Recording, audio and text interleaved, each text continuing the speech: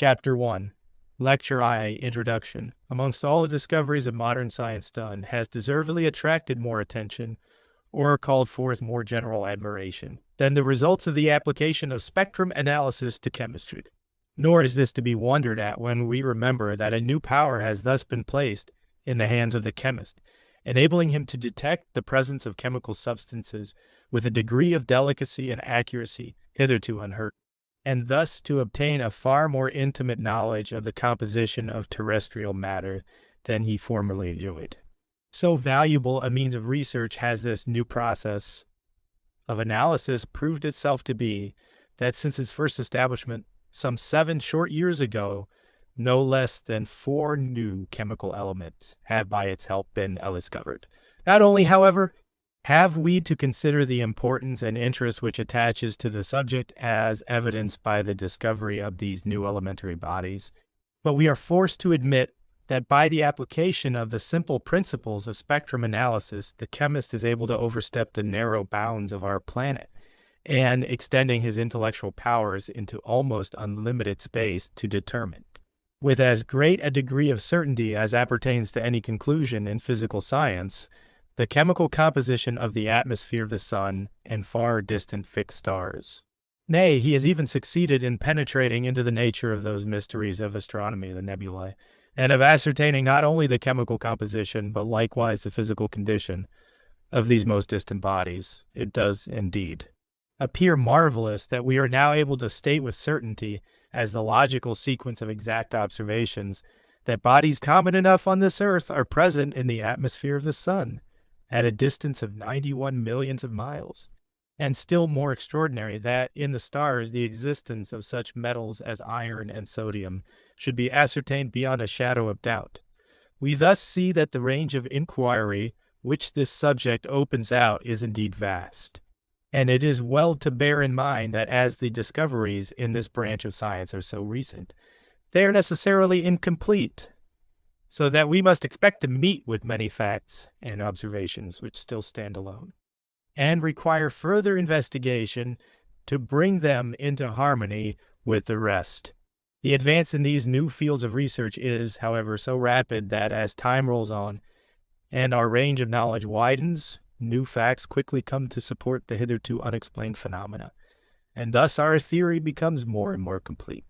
It will be my duty in the lectures which I have the honor of delivering in this hall to endeavor to explain to you that these results, apparently as marvelous as the discovery of the elixir vitae or philosopher's stone, are the plain and necessary deductions from exact and laborious experiment, and to show how 2 German philosophers, quietly working in their laboratories in Heidelberg, obtained this startling insight into the processes of creation, the only means of communication which we possess with the sun, planets, or far distant stars, or by which we can ascertain anything respecting their chemical constitution, is by means of the life-supporting radiation which they pour down upon the earth, producing the effects which we call light and heat. It will therefore be our business, in the first place, to investigate the composition of the radiations which these bodies give off, and next gradually to notice, as our field of observation enlarges, the applications to which the properties of the light thus emitted lead us. One cannot help regretting that when, as at present, the sunlight is shining so brightly, we are unable to utilize it, and illustrate by experiments made with the sunlight itself the points which we wish to explain. In this climate, however, even if we could conveniently do it, the sun shines so intermittently, and it is so doubtful if we can have it just when it is required, that we have to make use of other means, especially of this bright light of the electric arc, which, if less perfect than sunlight, is more under our complete control. In the year 1675, Sir Isaac Newton presented to the treatise, which contains a large number of experimental and theoretical investigations. One point especially attracts our attention. It is the discovery of the decomposition of white light. We have here figure 1 a facsimile of the drawing illustrating Newton's experiment on this subject. He adds the first paragraph in his memoir. Written in the year 1675, with the words lights which differ in color differ also in refrangibility, Newton allowed the sun to shine through a round hole, figure 1F in a shutter, And he then examined the character of this light by means of a triangular piece of glass, a BC, called a prism. He found that the white light, after passing through the prism, was bent or refracted out of its course and split up into a colored band, PT, which, when received on the white screen, MN, exhibited all the colors of the rainbow in regular succession, passing from red through all the shades of orange, yellow, green, and blue to violet. Newton termed this colored band the solar spectrum and came to the conclusion that the light of the sun consists of rays of different degrees of refrangibility. He also showed that all the various portions of this colored band, when again brought together, produce upon the eye the effect of white light, this experiment represented in Figure 2. Newton performed by simply allowing the light passing through the round hole, F in the shutter, to fall on a prism, a BC, producing the solar spectrum. And then, on looking at this colored band through another prism, a BC placed in the same direction, instead of seeing a colored band, he observed a spot of white light, thus showing that the whole of these differently colored rays, when brought together by means of the second prism, produce on the eye the effect of white light. Here we have the intensely white electric light, and by means of these two prisms, you observe that I can split the light up into its various constituent parts. And we obtain this splendid colored band, the spectrum of the electric arc. Now I shall endeavor to show you the second effect Y.H. Newton observed. For this purpose, I have only to reverse the position of one of the prisms. For if I allow this band of colored light emitted from the first prism to pass through the second prism, placed in the opposite direction to the first, I shall again brine these colored rays together, the second prism neutralizing altogether the effects of the first, and we obtain the bright white image of the slit. I should like next to show you a third part of the experiment made by Newton. If I cut off, by means of this screen, a portion of the spectrum which has passed through the first prism, say the yellow or the green or the red, you will see that another refraction through the second prism does not alter this colored light. Here, for instance, I take the green and bring my prism into a proper position. We shall find that I only get the same green light on the screen behind, proving that the green ray cannot again be split up by further refraction. The mode in which Newton performed this experiment is seen in Figure 3. The green rays, G in the spectrum, CLUA LM, refracted through a second prism, ABC, appear as a green band on the second screen. Now the reason why all these different colored lights, when they reach the eye, produce the effect of white light is a physiological question which we cannot explain. We find that not only do all the colors of the spectrum, when they are brought upon the eye, produce the effect of white light, but that several mixtures of only a few out of all these different colors have the same power of producing upon the eye the effect of white light. Thus, Helmholtz and Maxwell have shown that the following mixtures of two complementary colors, when brought together into the eye, produce the effect of whiteness. Violet and greenish yellow, indigo and yellow, blue and orange, greenish blue, arid red. This I may readily illustrate to you by taking a revolving disc, Figure 4, upon which segments of various colors have been painted. When I turn this disc, which you observe contains to begin with all the colors of the spectrum in due proportion, and then, when it is revolving, exhibit it to you by the light of burning magnesium. You will notice that the effect produced upon the eye is that of a uniformly white disc. Let me now substitute for this painted disc another one, which only contains the three colors, red, yellow, and blue. You will still perceive that when quickly revolved the disc appears white, and so I might substitute any of the above mixtures of colors, all of which produce on the eye the sensation of white light by the rapid succession of the images of the different colors, the effect of one of which not having time to disappear from the retina before that of the other comes into play. If I illuminate the rotating disc by means of a quick electric spark, you will see that all the colors of the disc become noticeable at once. This is because the period of illumination is so exceedingly short that the disc appears as if stationary.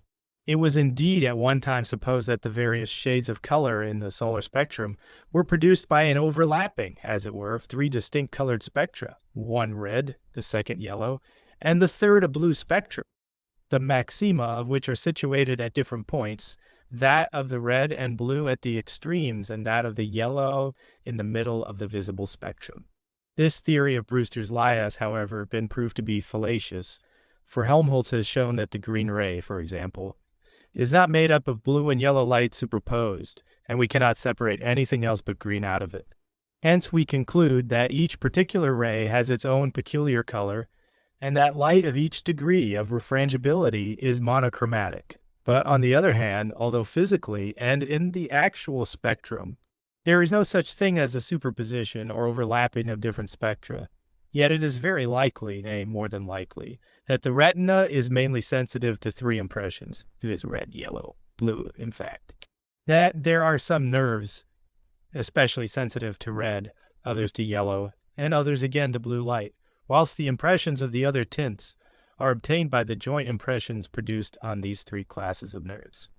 This theory, indeed, was one which was proposed so long ago as the beginning of the century by our celebrated countryman, Thomas Young, and quite recently has been proved by Max Schulze that in the eyes not indeed as yet of man, but of certain animals, there exist differences which are observable in the nerve ends situated at the back of the retina. Some of these end in little red drops, some of them in yellow drops, and some of them in colorless drops. The nerves whose ends contain the little red drops are more sensitive to red color than the others, and so those containing yellow drops are more sensitive to the yellow color. And in this way we believe that the peculiar effects which we observe in the mixtures of color may be explained. In noticing the physical properties of the variously colored light obtained when the sunlight or white light is decomposed into its constituent parts, we must remember in the first place that light is due to the undulations of the elastic medium pervading all space, to which physicists have given the name of luminiferous ether, as the undulations of the particles of water causing the waves of the sea differ in length and intensity of vibration, sometimes being minute and shallow, like the ripples on the surface of a pond, sometimes rising and falling into the gigantic crests and valleys of the storm-ridden ocean. So also, the undulations of the ether producing light differ in amplitude and intensity, giving rise to the different effects of color to which we have referred. Let us now compare the power of the ear and the eye, the one to receive the vibrations of the air called sound, and the other, the vibrations of the ether termed lyodudal. The human ear has the power of distinguishing variations in sounds differing widely in wavelength. Thus, for instance, the musical note, the deepest in the bass of all those that can be heard by the human ear, is produced by the regular succession of impulses occurring about 16 times in each second, whereas the highest note, which is perceptible to the ear, is caused by about 40 vibrations per second. Hence, the range of audible notes extends over about 11 octaves. Now let us examine what is the range to which the eye is sensitive. It is found that we can observe ordinarily in the solar spectrum, from the position indicated by a fixed dark line in the red portion termed a C frontispiece of the solar spectrum, to a line H in the violet or most refrangible portion of the visible spectrum. Now the difference in the length of the vibration from A to H is but slight. It is indeed not 1 octave. The length of the undulation of each of these waves is excessively small. By certain methods of exact measurement, physicists have been enabled to determine with accuracy the length of these various waves of light, and they have come to the conclusion that the wave causing this red ray, which is only just visible to the eye, has a length of the tophovath part of an inch, whereas at the line H in the violet, the length of the wave is 2/4 part. Hence, the difference is only from 155 to 271. And you see that the wavelength at the one point is not twice as great as it is at the other. And we are correct in stating that we can hear about 11 octaves, but that we cannot see a single octave. Nevertheless, although they do not produce on the retina the impression which we call light, there are rays extending both beyond the visible red and beyond the visible blue. By certain devices, we can make ourselves aware of the existence of these invisible rays, which play a most important part in the nature of the solar light. If we observe the effects which are produced by the different rays constituting the visible portion of the solar spectrum, We find to begin with that those rays which mainly produce heating effects are situated at the red end of the solar spectrum. We learn that the maximum heating effect is produced at a point beyond that at which we can see any red light. The maximum of the luminous rays as affecting the eye exists in the yellow, passing on from the red towards the violet portion we find, by means of a thermopile and a delicate galvanometer, that the quantity of heating effect produced in the yellow and green portions of the spectrum gradually diminishes and sinks down to a very insignificant amount in the violet part of the band. In the blue and violet portion of the spectrum, so slightly endowed with heating power, we have, however, to notice the existence of a new and striking peculiarity, that of producing chemical action, that is, of causing the combination and decomposition of certain chemical substances, as for instance the decomposition and blackening of silver salts, upon which the art of photography is based.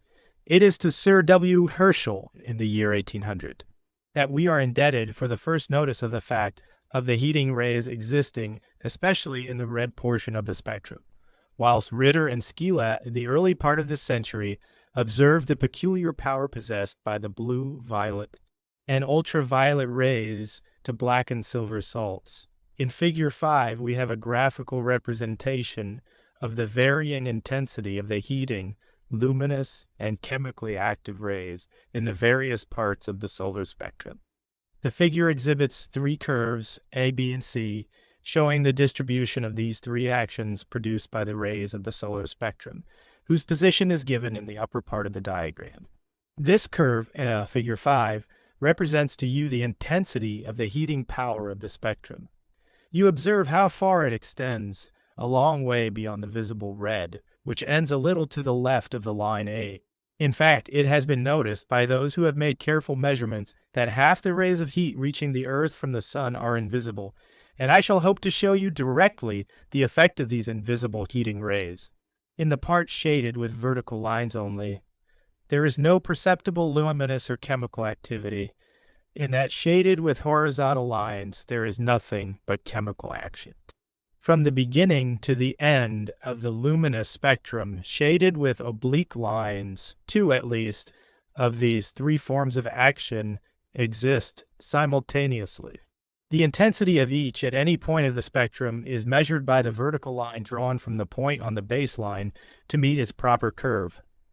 Whilst noticing these peculiar properties of the different rays, we must carefully remember that there really is no difference in kind between those rays which are called heating rays, those which are called light rays, and those which are called chemically active rays. These differ one from the other in exactly the same way that the visible yellow rays differ from the green rays, or as the green rays differ from the blue, only in wavelength and intensity of vibration. In any particular portion of the spectrum, we cannot separate the rays of light and leave the rays of heat behind. We cannot, for instance, separate out the yellow rays of light from the yellow portion of the spectrum, and leave behind any rays of heat of the same degree of refrangibility.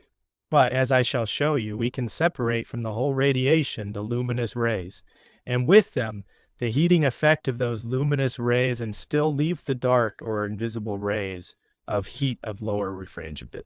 I will endeavor to prove to you in the first place the existence of these dark heating rays of really invisible light. We see that the maximum of these rays is placed beyond the visible red. This may be clearly exhibited with the electric light in the beautiful experiment by which Dr. Tyndall first accomplished the separation of which I have just spoken. I have for this purpose placed in the dark box, D, figure 6, an electric lamp, L, which gives us a very bright light, and by means of this mirror, M, I can bring the rays to a focus at any desired point. Here is a cell, C, which Dr. Tyndall very expressively calls a ray filter, by which I can filter out the whole of the luminous rays by passing them through this opaque solution of iodine and disulfide of carbon, whilst the invisible heating rays are transmitted and will soon render themselves evident to you. A current of cold water circulates through a double jacket on the outside of the cell to keep the volatile disulfide cool. Now I think you will observe that no rays of light come through. But if I take a piece all black paper and place it in the focus of our mirror, you see the paper is ignited, owing to the presence of these dark heating rays.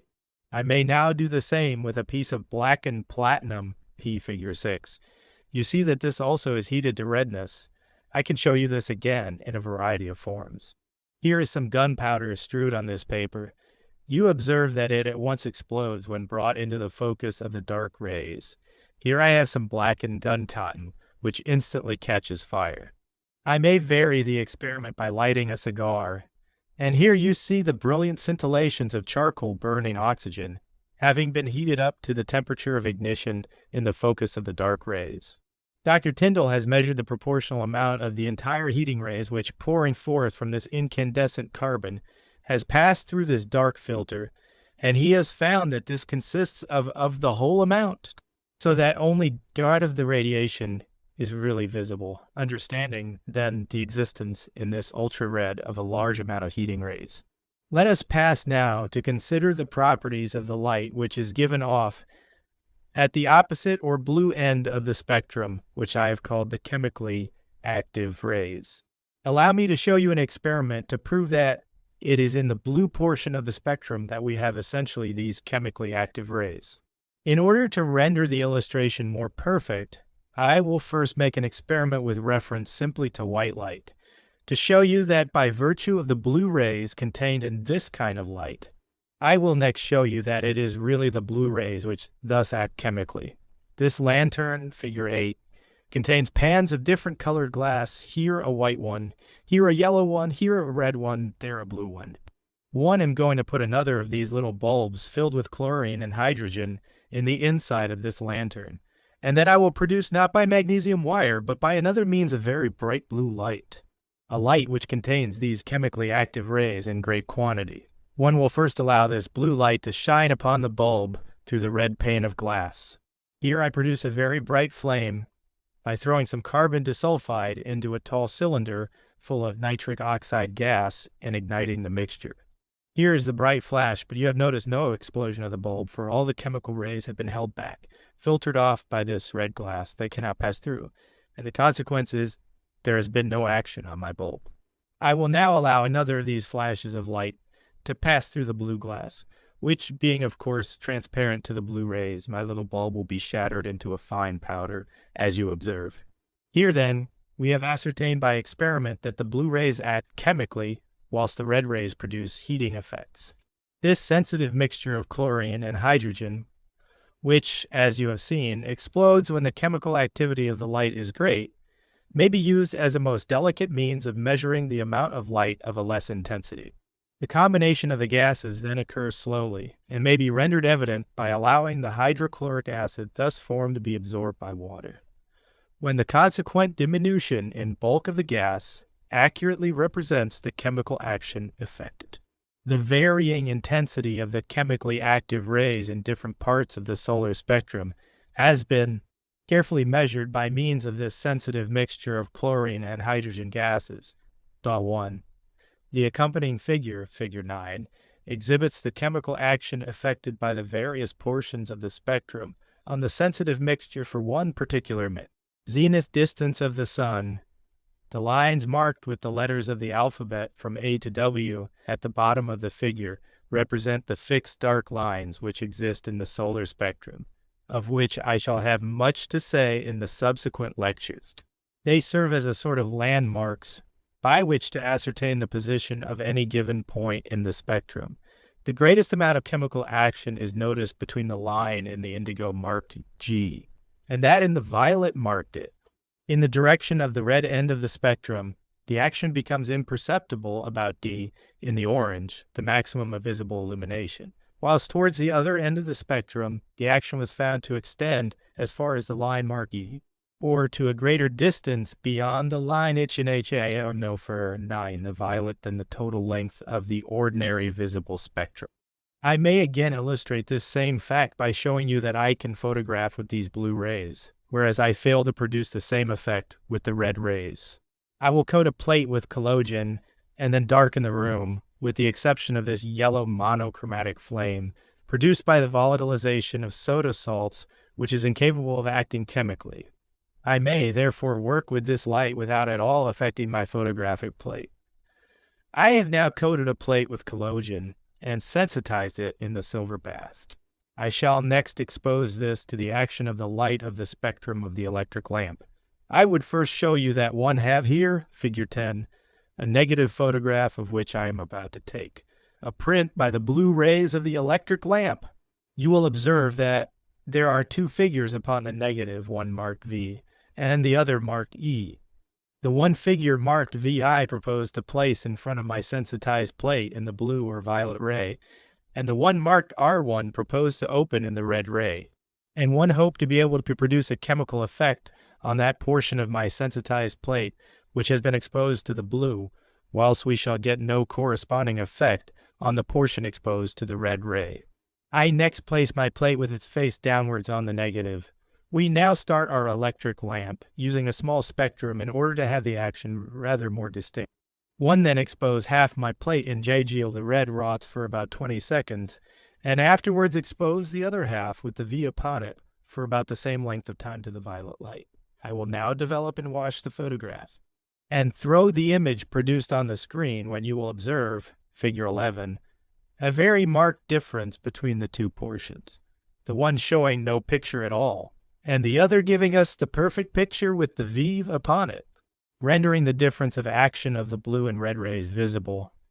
I have in conclusion to point out to you that the solar spectrum differs in certain respects from that beautiful spectrum of the electric arc with which we have been working. And it differs in this way that the solar spectrum consists not of a continuous band passing without break or interruption from red to violet through all the shades of color which we know as the rainbow tints, but that in the solar spectrum we find interspersed sunlight, the light of the planets, and that of the moon, and hence in 1814 Fraunhofer came to this remarkable conclusion, that whatever produced these dark lines, and he had no idea of the cause, was something which was acting beyond and outside our atmosphere, and not anything produced by the sunlight passing through the air. This conclusion of Fraunhofer has been borne out by subsequent investigation, and the observations upon which it was based may truly be said to have laid the foundation stone of solar and stellar chemistry. Chapter 2. Lecture 2, Spectra of the Chemical Elements. In the last lecture, I pointed out to you some of the chief properties of the light, with which we are now, I'm glad to say, illumined, the light of the sun. I explained that the white sunlight can be divided up into a large number of different colored rays by means of the prism, that these differently refrangible rays possess different properties, that we find the heating rays chiefly situated at the red end or in the least refrangible part. I showed that we could separate out by certain means the light rays from the less refrangible ultra-red rays, and obtain at the focus of these rays the phenomena of incandescence and of combustion, showing that these rays, which do not affect the eye, are capable for, when brought to get near of producing ignition. We also saw that 8 and beyond the other end, the blue end of the spectrum, we have the rays termed the chemically active rays, and that these rays are capable of producing chemical change. We proceed today in the examination of the action of heat upon terrestrial matter insofar as it produces light. The question may very properly be asked, what has all this to do with chemical analysis? It might be said. It is true you have pointed out the difference between the various parts of the solar spectrum, but how is this connected with the analysis which we expect to be told about, with the method by means of which chemical substances may be detected or examined with a degree of accuracy beyond anything that has hitherto been attained? In order to enable you to answer this question, let us begin by examining the action of heat upon terrestrial matter, and in the first place upon solid bodies. I have here the means of heating a long piece of platinum wire, first of all to redness, and by diminishing its length, I shall be able to increase the temperature of the wire gradually until I raise it to the melting point of platinum. The first thing we observe when a solid body, such as this wire, is heated, is that it becomes red hot, and that as we increase the temperature, the light which it gives off increases in refrangibility, so that it ends by emitting light of every degree of refrangibility. I cannot show you on the screen the spectrum which this heated wire yields, simply because the intensity of light which it emits is insufficient for the purpose. But if I were to allow the light to fall into my eye through a prism, I should see that the red rays become first visible, and that then a gradual increase in the refrangibility of 4G, the screen-ply spectrum of the white-hot carbon points heated in the electric arc. Here we have this grand continuous band of light. The arrangements for producing this are simple enough. We require to connect the terminal wires from about 60 pairs of groves, cells with the carbon electrodes of a Dubosc lamp, E contained inside this lantern. The light passes through a narrow vertical slit, S, figure 17, and by means of the movable lens, C, a distinct image of the slit, is thrown upon the screen. A hollow prism, tilled with bisulfide of carbon, PPA, is now introduced at the distance of about 2 feet from the lens, the lamp, with the arm carrying lens and prism turned round until the colored band falls upon the screen, and the prism then adjusted to the angle of minimum deviation for the yellow rays. A second prism, P, is next interposed, and the lamp and arm again turned so as to allow the lengthened spectrum to fall on the screen. A drawing of lamp, lens, and prisms thus placed is shown in figure 18. How does the case stand with respect to that import? To show you that every different chemical element in the state of gas, when heated until it becomes luminous, gives off a peculiar light that the spectrum of every element in the state of glowing gas is totally different from that of any solid body, inasmuch as instead of giving a four spectrum analysis, like to see, tant form of matter termed the gaseous, do gases when they become incandescent all emit the same kind of light, like solids, or does each chemically different gas emit a characteristic and peculiar kind of light? It presents a broken or discontinuous one containing bright bands or lines indicative of the presence of the particular elementary gas in question. 1. I will illustrate this fundamental difference to you by means of the following experiment. It has long been known to chemists that certain substances have the power, when brought into a colorless flame, of producing peculiar tints.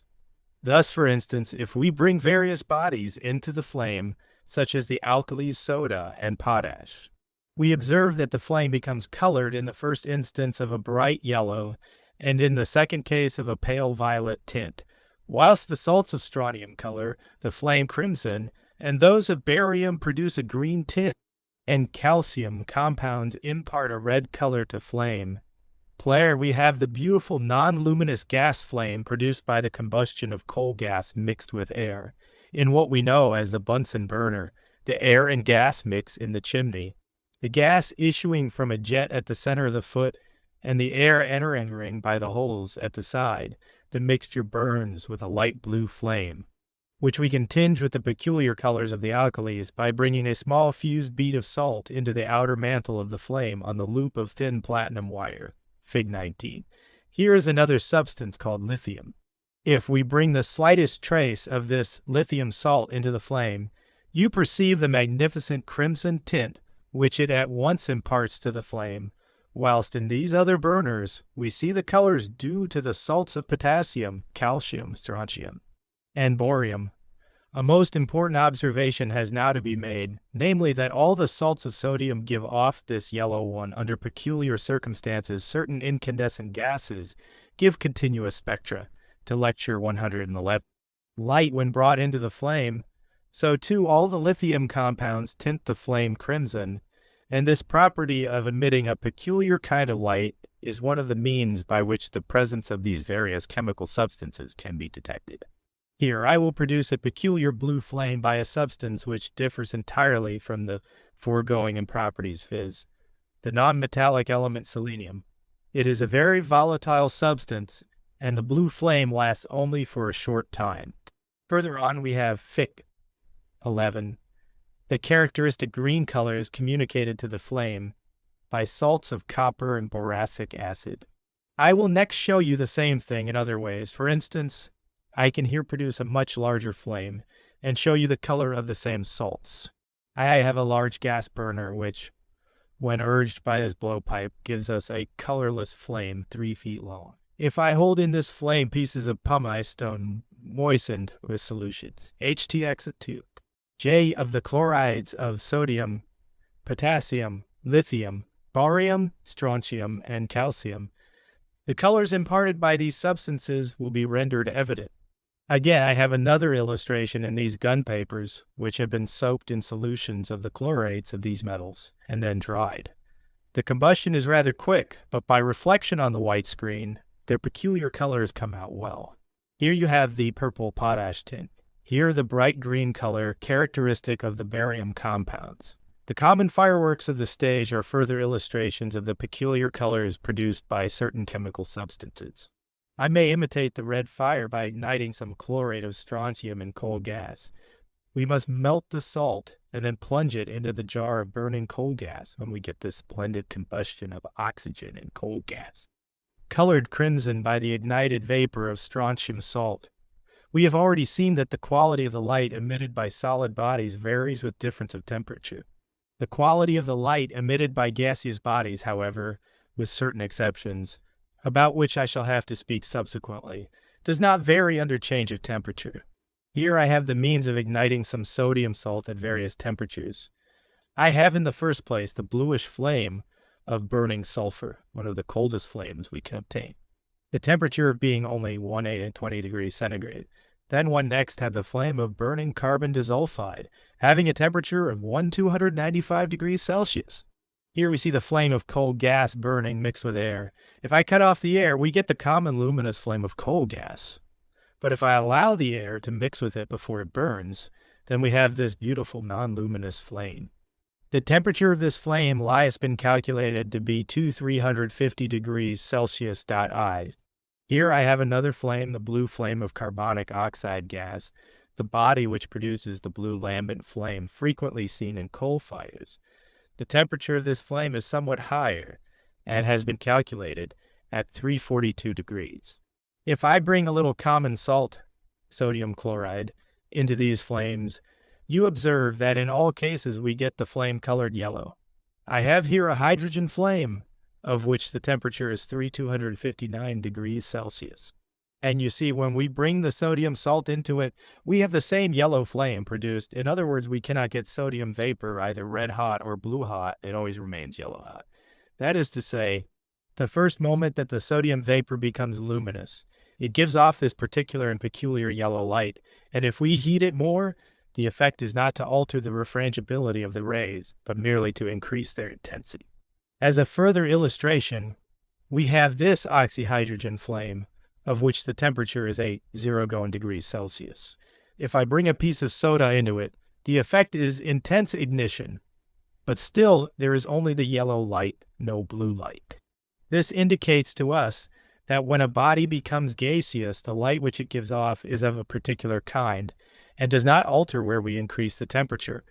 One other experiment will indicate this to you still more fully, and this I can make by means of the electric spark, which I have here the means of producing.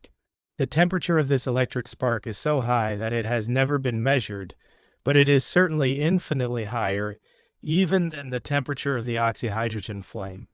Still, if I bring this piece of sodium salt into the electric spark, I find that the same thing occurs. I get the same yellow-colored light. And if I take some other substance, such as lithium, the permanent red color which lithium vapor gives off will be clearly seen. Now, the methods by means of which we can obtain bodies in the state of luminous gas vary with the nature of the substance. But I would beg you to understand that the property which we have noticed with regard to sodium is not confined to those bodies which have the power of being volatilized in such a flame as I have burning before you. This property belongs to matter in general. It belongs to every chemical element, and if we can by any method get the vapor of a chemical element so hot as to become luminous, we find that the light emitted by it is peculiar to itself, and is distinctive of that special body, whether under the ordinary circumstances the element be gaseous, solid, or liquid. Hence you see that we have at last reached the principles upon which the science of spectrum analysis is based, by means of which we can detect the presence of any of the elementary bodies, when they can be obtained in this state of glowing gas. We must now pass on to the consideration of the various methods by which the elements can be obtained as luminous gases. I would propose to confine our attention in this lecture to the method by which we can detect the presence of the alkalis and alkaline earths, of the spectra of which we have had illustrations. I would first point out to you the kind of spectrum which we obtain when we look at these various colored flames through a prism or spectroscope. to the construction of which we will now briefly refer. The simplest form of spectroscope, which Bunsen first, more perfect form of the instrument represented as made by Steenkellet Munich. 1. With this, we are enabled to use two flames, and the apparatus is so arranged that we can see the two spectra placed one above the other. The object of this superposition of the spectra is evident. It is to enable NS to see whether the substance under examination really is the body which it is supposed to be. For instance, putting a small quantity of the substance we know contains sodium in this flame, we place a substance supposed to contain sodium in the other flame. And then, by means of a small reflector placed on the end of the slit, we have the spectra of these two flames sent into the telescope one above the other, so that we see at the same time the spectrum of the pure sodium and the spectrum supposed to be that of sodium, and we can readily observe whether the lines coincide. If they coincide, and the two spectra have these lines exactly continuous one below the other, then we are quite certain that sodium, or any other substance which we may have been investigating, is one. This instrument consists of a prism, A, fixed upon a firm iron stand, and a tube carrying the slit, D, seen on an enlarged scale in figure 22, through which the rays from the colored flames, E and E, fall upon the prism, being rendered parallel by passing through a lens. The light, having been refracted, is received by the telescope, and the image magnified before reaching the eye. The rays from each flame are made to pass into the telescope, one set through the upper uncovered half of the slit, the other by reflection from the sides of the small prism, see figure 22, through the lower half, thus bringing the two spectra into the field of view at once, so as to be able to make any wished-for comparison of the lines. The small luminous gas flame, H figure 21, is placed so as to illuminate a fixed scale contained inside the tube. This is reflected from the surface of the prism, A, into the telescope, and serves as a means of measuring the position of the lines present. The arrangements, mechanical and optical, of these instruments I need hardly trouble you with in detail. I have here a variety of spectroscopes kindly lent to me by the maker, Mr. Browning. One with 2, one with 3, and one with 4 prisms. The more prisms we employ, of course, the greater dispersion we get.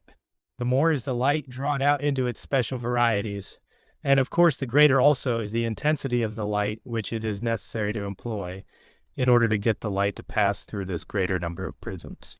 I will show you first a drawing of the actual arrangement used by Kirchhoff, figure 23. There you see the prisms employed, 4 in number, placed one behind another on a horizontal table of cast iron. The light passes through the slit at the end of this tube.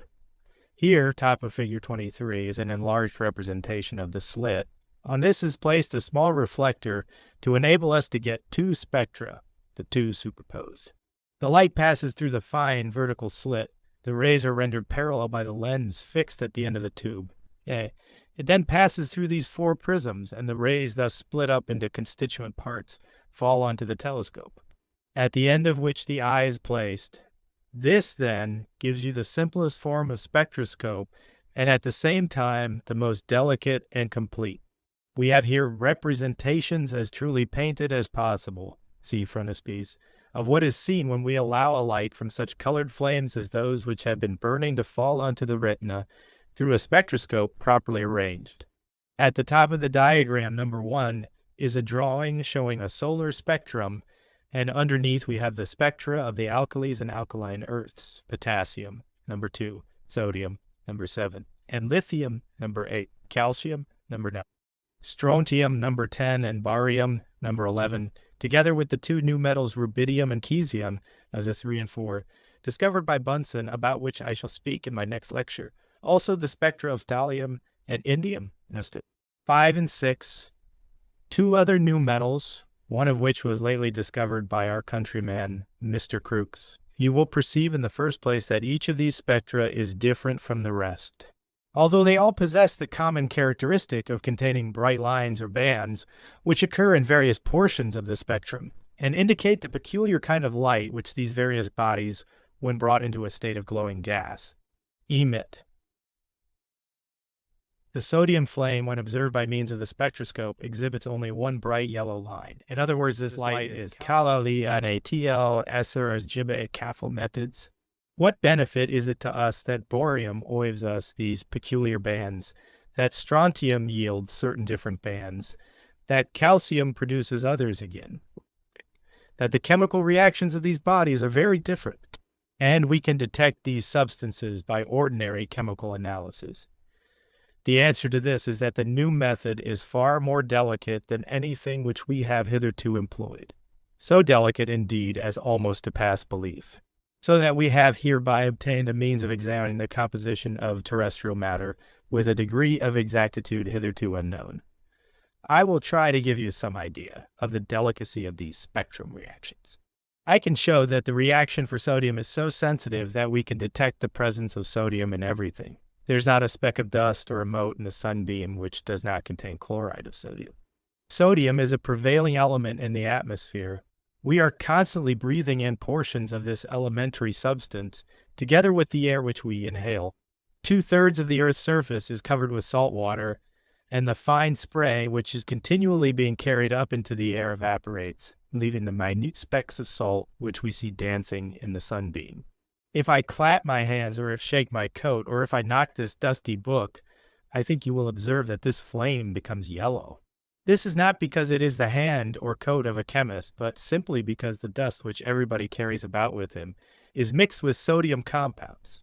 If I place in the colorless flame this piece of platinum wire which has been lying on the table for a few minutes, since I heated it red hot, you see there is sodium in it.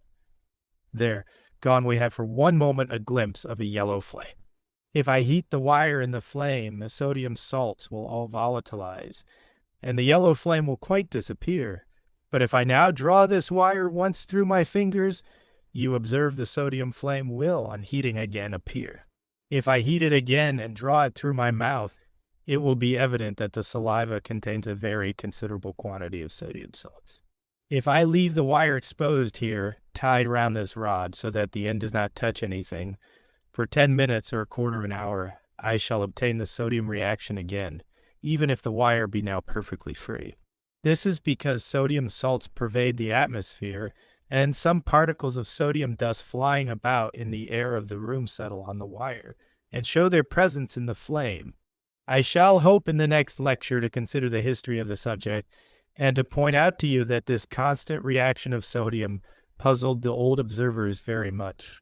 They thought this reaction must be due to the presence of water, for there was no other substance which was so commonly diffused, and it is only recently that this yellow reaction has been found to be due to this metal sodium. To refer for a moment to the distribution of lithium compounds, we must remember that this substance, giving the beautiful red flame, which you saw just now, and the spectrum exhibiting the one bright red line, was only known to exist in 3 or in 4 comparatively rare minerals until lately. The moment, however, we come to examine substances by the spectrum analytical method, we find that the brilliant red line, which is characteristic of the presence of lithium, occurs very frequently. And why was not the red flame noticed before? Because when the light was examined by means of the eye alone, the red-colored dame was masked by the presence of soda salts and other substances affecting the dame, so that the red tint produced by the small quantity of lithium was unseen. But when we examine the dame with the prism, then all these lines arrange themselves into due order, no one interfering with the other.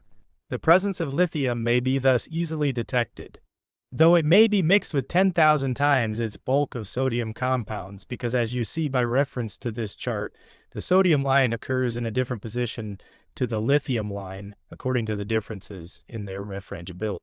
And we learn that this supposed rare substance is found to be most widely distributed, not, it is true, in very large quantities, but still that it is one of the most widely diffused of the elementary bodies. Lithium not only occurs in very many minerals, but also in the juice of plants, in the ashes of the grape, in tea, coffee, and milk, in human blood, and in muscular tissue. And who knows what part this hitherto rare substance may not play, even in the animal economy.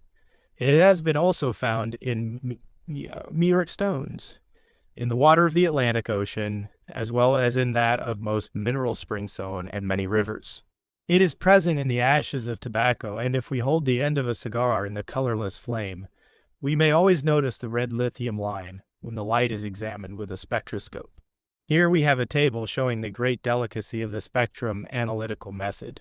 One Dr. W. Allen Miller has lately found lithium in very large quantities in the water of a spring in the Wheal Clifford mine in Cornwall. Climb News X 181 in this water contains 2 grams of lithium chloride in 1 gallon, and the spring flows at such a rate as to pour forth 800 pounds of this salt every 12 hours. 1 sodium 3000 cttc part of a milligram through part of a grain of soda can easily be detected. Soda is always present in the air. All bodies exposed to the air show when heated the yellow soda line. If a book be dusted near the flame, the soda reaction will be seen. 2 lithium to a pint of a milligram or BAW part of a grain can be easily detected. Lithium was formerly only known to exist in 4 minerals. It is now found by spectrum analysis to be one of the most widely distributed elements.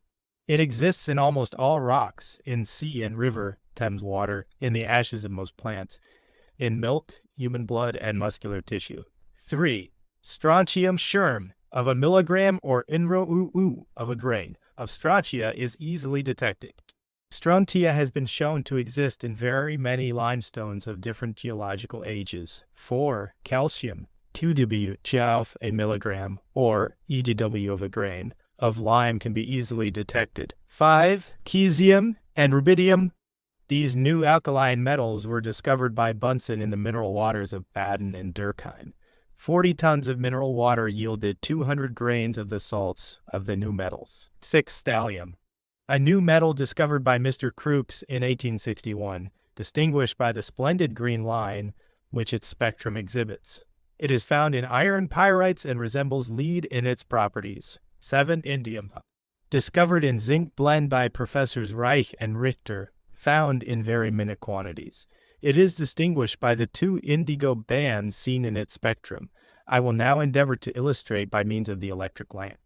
The fact that all these bodies give off 54 colored lights, and that each of these colored lights is of a peculiar kind.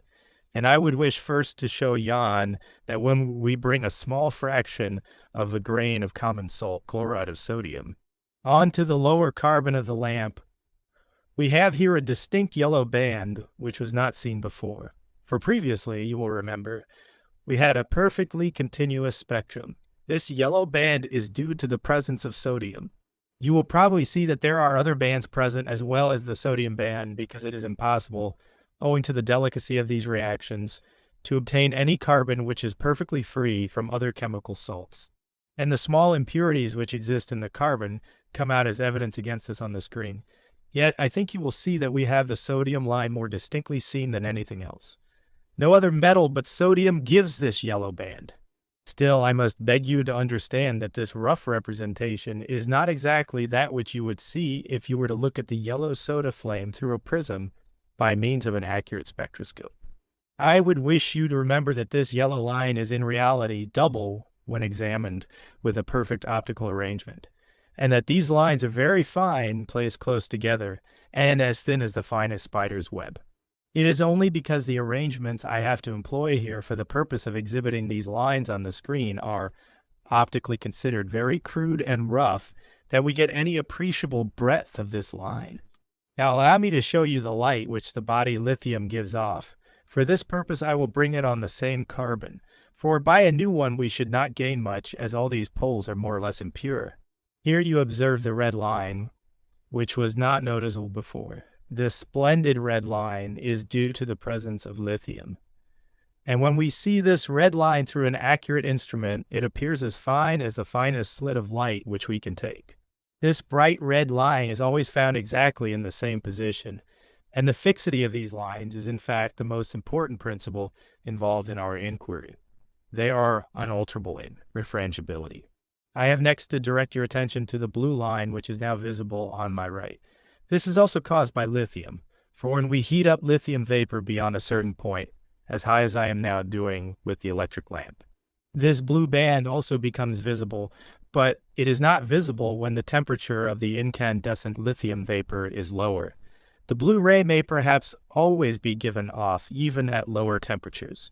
For if light requires to be of a certain intensity before it can affect the retina and become visible, and if in order that the intensity of the light may thus increase, we must heat the vapor to a higher point, we have a complete explanation of the appearance of the blue line. It is important to notice that the positions of the red and of the orange lines seen at the lower temperature never shift or change in position the least when the temperature is changed. Hence, the appearance of the red line is proof positive of the presence of lithium. In this lithium spectrum, you will also notice the sodium line. We can never get rid of our friend sodium. He always remains steadfast to us. In fact, we should be sometimes glad to dispense with his presence, but it is not an easy matter to induce him to leave us. I would next show you the spectra of metals of the alkaline earths. I will first bring a small quantity of Gg, LTTT, to strontium salt onto the pole, and we find that this strontium spectrum is characterized by a series of red lines, and also by a beautiful blue band, almost identical, but not exactly so, with the blue line of lithium, which I had the pleasure of showing you an instant ago. Now have some strontium salt, and I think we shall get the strontium bands very beautifully in one moment. What a large number of bands we have here, especially in the red. Those red and blue bands are the ones to which I beg to draw your attention. These red lines now come out very distinctly, and we have here also the bright blue line flashing out brightly. This then is the strontium spectrum.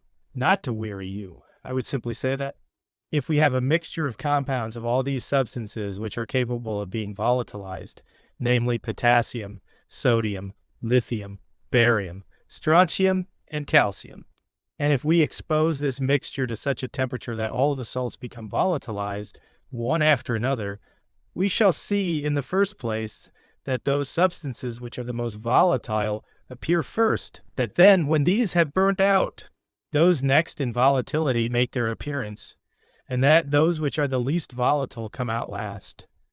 Thus we have the beautiful appearance of what may be called a natural dissolving view.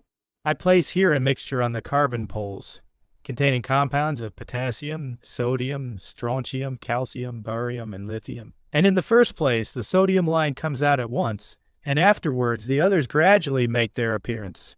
We have thus simply to place the smallest fraction of a grain of such a mixture as this before the slit of our spectroscope, and with the merest trace of substance we can in a moment obtain absolute and decisive evidence of the presence of all these substances, coming out, as I said, like a dissolving view, one after another. And the quantities which we can here detect are something marvelously small. Here we have this splendid series of variegated bands exhibiting the superposed spectra of all the substances I have mentioned. There you see the lithium red line, here the less refrangible red line of potassium, there the strontium bands. You observe the two blue bands, one due to strontium, and the other to lithium.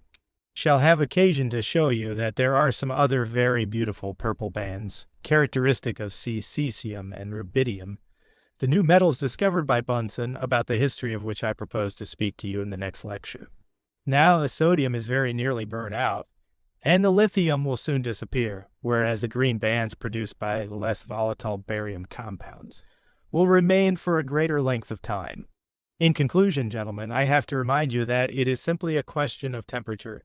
It is only a matter of experimentation how, and in what way, we can best obtain the elementary bodies in the condition of glowing gas. Having done that, we can readily detect their presence by this very interesting and important property they possess, of each body emitting light of a peculiar and characteristic kind, light of various degrees of refrangibility, each giving what we term a discontinuous spectrum.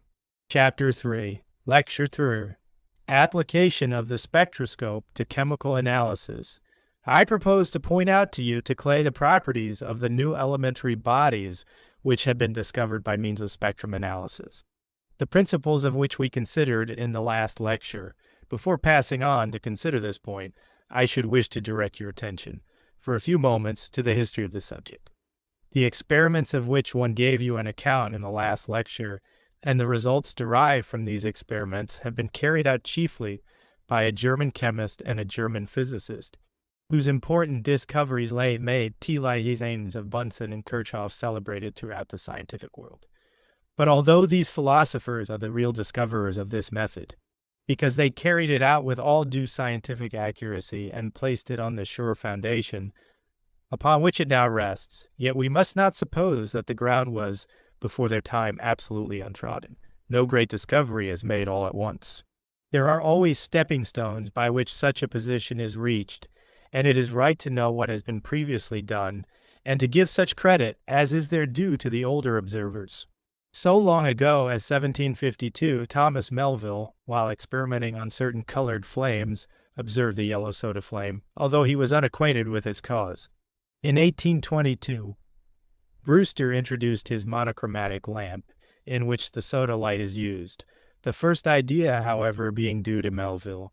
A single experiment will prove to you the nature of this monochromatic soda light. I have here the means of producing a very intense soda flame, and I will throw the light onto this screen with painted letters. You will observe that no color is noticeable in these letters. They appear in various degrees of shade or intensity, but no difference of color is visible, because the light falling upon them is of a pure yellow color. Now, if I throw a small quantity of magnesium powder into the flame, you will at once notice how brightly the various colors come out. We have here white light containing rays of every degree of refrangibility. Hence the different colors appear, each letter being able to reflect its own peculiar rays. Sir John Herschel, in the year 1822, investigated the spectra of many colored flames, especially of the strontium and copper chlorides, and of boracic acid, and Lye writes in 1827 about this as follows.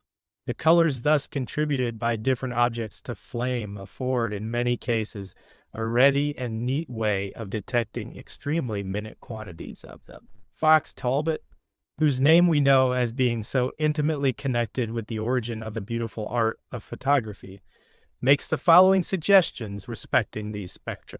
Writing in 180 Todd, he says, the red fire of the theaters examined in the same way gave a most beautiful spectrum, with many light lines or maxima of light. In the red, these lines were more numerous and crowded, with dark spaces between them. These are the strontium lines which you see on the diagram, besides an exterior ray greatly separated from the rest, and probably the effect of the niter in the composition. This is really the red potassium line caused by the niter. In the orange was one bright line, one in the yellow, three in the green, and several that were fainter. The blue line which he mentions is the blue strontium line, which we saw so plainly. The bright line in the yellow, our friend sodium, is caused without doubt by the combustion of sulfur. Talbot got wrong there, as did many of the early observers. They could not suppose that so minute a trace of sodium could produce that yellow light, and even Talbot says that the yellow line must be caused in certain cases by the presence of water. He continues, if this opinion about the cause of formation of these lines should prove correct and applicable to the other definite rays, a glance at the prismatic spectrum of a flame might show it to contain substances which it would otherwise require a laborious chemical analysis to detect.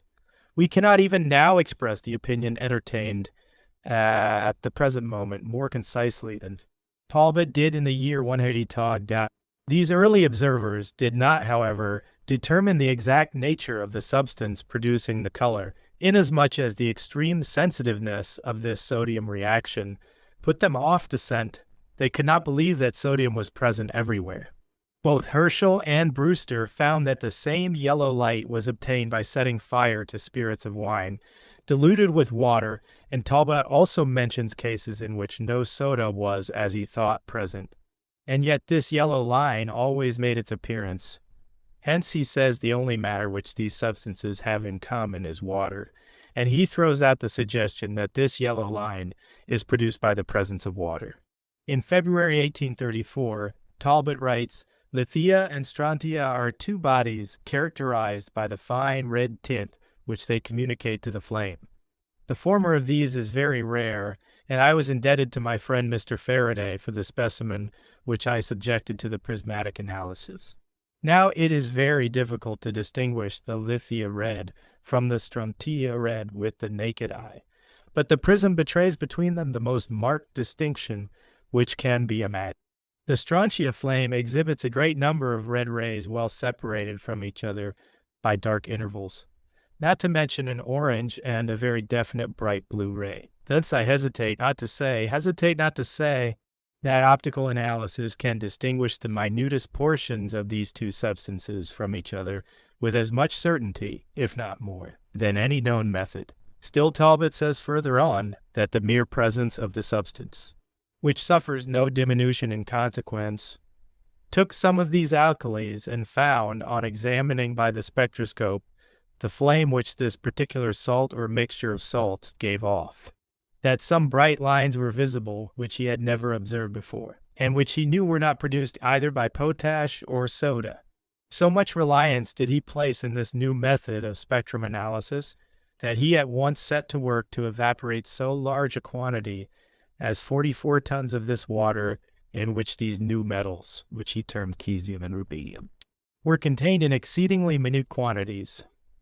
In short, he succeeded in detecting and separating the two new alkaline substances from all other bodies, and the complete examination of the properties of their compounds, which he made with a very small quantity at his disposal, remains a permanent monument of the skill of this great chemist.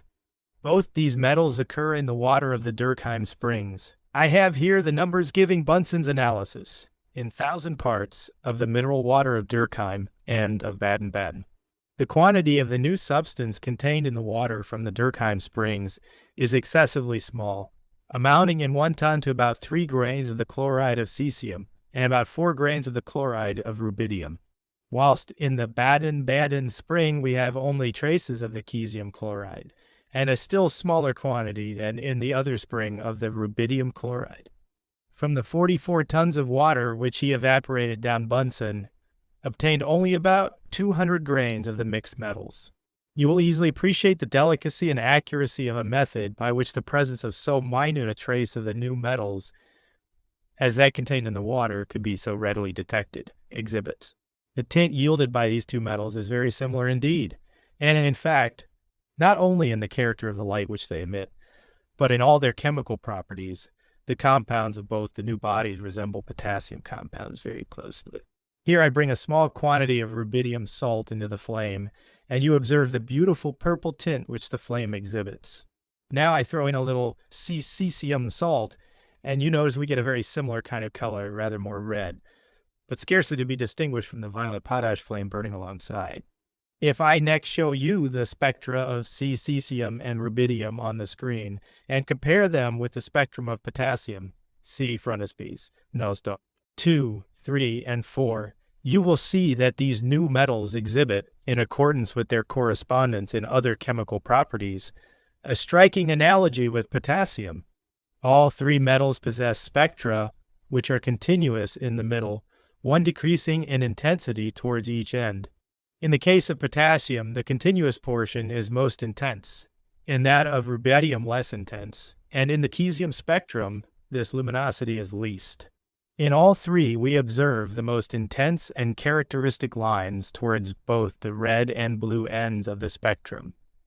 The metal rubidium, as its name implies, is characterized by two splendid deep red lines, see frontispiece, number 3, both less refrangible than the potassium red line, but the two violet lines are even more splendid and serve as the most delicate test of the presence of the metal.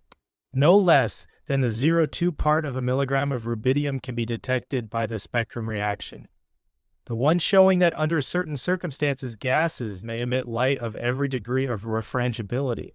1.8 cesium spectrum is chiefly characterized by the two blue lines from which it derives its name. They are remarkable for their brilliancy and sharpness of definition, while it is singular that cesium exhibits no red lines whatever.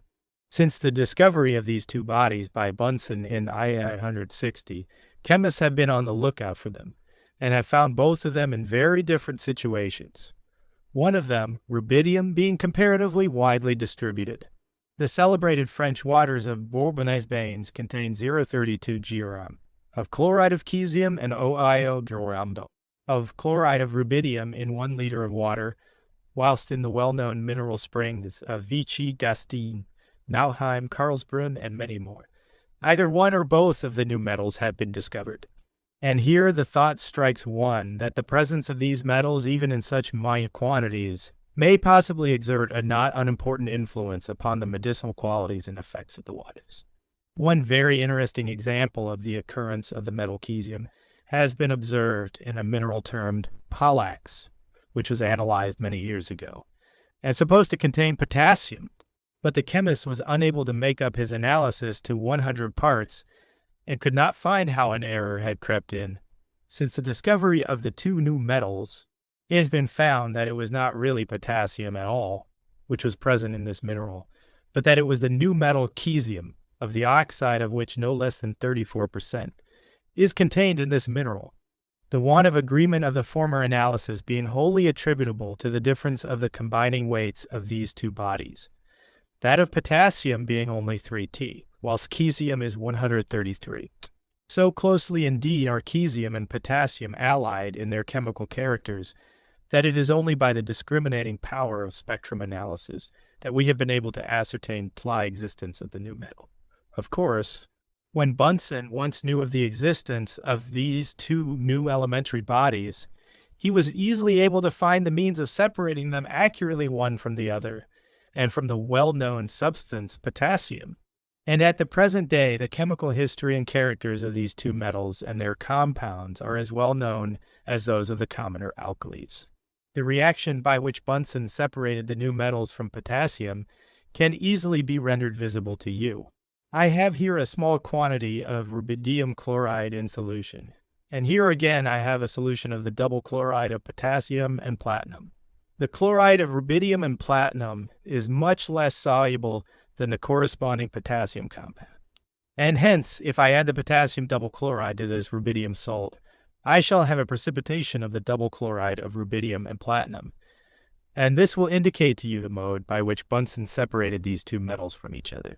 Here you observe, by pouring in this solution, the liquid at once becomes turbid, and we get a very considerable quantity of a heavy yellow granular precipitate. It is unnecessary now to enter into the analytical methods by which cesium can also be separated from rubidium. It is sufficient to state that the separation is based upon the different solubilities of the tartrates of the new metals. The isomorphous relations between the salts of rubidium and cesium and those of potassium also point out the striking chemical analogy subsisting between these interesting bodies. Rubidium has been found to be very widely diffused. It has been found in beetroot, in tobacco, in the ash of the oak, the Quercus jambesians, in coffee, in tea, and in cocoa. Indeed, of the new metals, it is only rubidium which is found in vegetables and in vegetable products, whilst both new metals are found in tolerably large quantities in certain minerals, especially in lepidolite and petalite. Shortly after the discovery of these two new alkaline metals, the existence of a third new elementary substance was made known by our countryman, Mr. Crookes. In the year 1801, he sent to the exhibition a very small portion of the substance, which he stated was a new element obtained from a certain seleniferous deposit in the Hartz. This body gives a most beautiful green tint to flame. If I bring a small quantity of this element into the flame, you see that it produces this splendid green color, and this was the reaction by which it was discovered. Mr. Crookes proved that this green light was due to some new elementary body. Then he separated out the substance and gave to it the name thallium, from psilus, a green twig. Now the spectrum of thallium is very distinct and specific, consisting of one bright green line. I will show it to you with the electric lamp. Here you see this magnificent green bod, frontispiece number 5. The chemical properties of this substance are also very one. The spark spectrum of thallium exhibits 5 other lines, in addition to the bright one in the green, Miller-Perkioisak, 1862, P477. The line tone falls between 77.5 and 78 millimeters on the photographic scale of the spectroscope, and appears to be partly coincident with one of the barium lines. This apparent coincidence is resolved when examined by a higher magnifying power. Remarkable. It stands about halfway between lead and the alkalis, resembling in many of its characters the metal lead. Thallium can, however, be separated perfectly from the alkalis and led by means of the insolubility of its chloride and the solubility of its sulfate. The specific gravity of thallium is 118, and its combining weight is a very high one, 204. The properties of thallium have been examined by a French chemist, M. Lamy, as well as by Mr. Krupstedt. It has been found to exist in very large quantities in certain varieties of iron pyrites, a substance from which we manufacture almost all our sulfuric acid. I will now show you the deposition of thallium in the metallic state. We can here decompose a solution of the sulfate of thallium by a current of electricity, and then we shall observe the metallic thallium shooting out as a beautiful arborescent growth on the screen. Here you see the crystals of metallic thallium stretching out their long arms all over the screen. The soluble salts of thallium act as a cumulative poison. They have been found in large quantities in animals which have been poisoned by this substance. The method for determining or detecting the presence of thallium in such a poisoned animal by means of spectrum analysis is extremely simple. If we had such a means of detecting some of the other metallic poisons as readily as that of thallium, the work of the toxicologist would be extremely easy, except that under these circumstances, the very delicacy of the test becomes in itself a danger. There is still one other elementary body of which I have to speak, namely, the metal indium. Indium was discovered in 1864 by two German professors, Reich and Richter, of the celebrated Meninapound II School of Freiburg. It also was detected by its peculiar spectrum, which consists simply of two indigo-colored lines, one, see frontispiece, number G. It was discovered in certain zinc works in the Harz, and has only been found in small quantities. Its chemical characters are still imperfectly understood, but in its properties it appears to stand about halfway between zinc and lead. Its combining weight is 37s, and its specific gravity 7,277. And it forms definite compounds, which, however, have not yet been examined with a sufficient amount of attention to enable me to give you a detailed account of them. I can here show you the indigo color which indium compounds impart to the flame. And you now see on the screen that the spectrum of indium consists of two bright indigo-colored lines, one situated in the blue and one in the ultra-blue, or indigo, portion of the spectrum. I need scarcely say that there is as yet no notion of any practical employment of any of these new substances, though chemists never can tell what important applications of their most recondite discoveries may not arise, even in the immediate future. I would next endeavor to show you that not only substances, such as the metals of the alkalis and alkaline earths, when heated up to a gaseous state, give off a light peculiar to themselves, but that bodies which are invisible to the ordinary eye, such as atmospheric air or nitrogen, oxygen, and carbonic acid, that substances which are gaseous at the ordinary temperatures can also, one not ions, are best seen when a bead of an indium compound is held between two electrodes from which a spark passes. The lines in yeah and in phi fall respectively upon divisions 1,5 and 140 millimeters of the photographic scale of the spectroscope, when on AA equals 50 and SR pound equals 100 to 5. Be made to give off a peculiar light when heated up by means of the electric spark. When we pass the electric spark through a gas, it becomes heated up to a temperature far higher than anything we can obtain by means of flames. And when thus heated, the gas gives off the light which is peculiar to itself. As we find that, according to the nature of the atmosphere which surrounds the spark, the color of that spark varies. If we seal up a quantity of hydrogen gas, of carbonic acid gas, of nitrogen gas in separate tubes, and allow an electric spark to pass through these tubes, the spark which passes through the hydrogen has a red color, and that which passes through the nitrogen has a yellow color, while that which passes through the carbonic acid gas has a blue color, and these differences of color are due simply to the effect of the gas enclosed in the tube. I can vary the experiment by taking Geissler's tubes, figure 28, containing these gases only in very minute quantities, so that the electric discharge can pass through a longer capillary column of gas. We then find that the small quantity of gas in the exhausted tubes becomes heated up to incandescence, and gives off its peculiar rays in a line of brilliantly colored light. I have here a hydrogen vacuum tube. next a tube containing carbonic acid vacuum, then one containing nitrogen, then one containing chloride, then one containing chlorine. One have only to connect these with the induction coil, and the discharge will pass through the whole of these tubes, and at once you see the variety of bright colors obtained, entirely due to the small traces of the various gases which are here present in the tubes. If we examine the character of these lights by means of the spectroscope, we shall obtain the peculiar and characteristic spectra of each of these gases. I have here some large tubes, in which are seen the same effects of the ignition of the small quantities of these various gases by means of the electric spark, figures 29-30, and you observe the beautiful striated appearance which the light exhibits. I regret that it is impossible to exhibit the spectra of these luminous gases on the screen, owing to the slight intensity of the light which they emit. One must ask you to be content with my references to diagrams to explain to you the exact character of the light which these gases give off. Thus, when we examine the peculiar red color which hydrogen exhibits, we find that the spectrum consists of three distinct bright lines. One bright red line, so intense as almost to overpower the others, one bright greenish-blue line, and one dark blue or indigo line. These are exhibited to you in the diagram. Of hydrogen spectrum number 8 on the chromolet. Plate facing lecture 6, the bright red hydrogen line is always seen when an electric spark is passed through moist air. This is due to the decomposition of the aqueous vapor which the air contains, if the air be carefully dried by Veals. Passing it over hygroscopic substances, the red line disappears.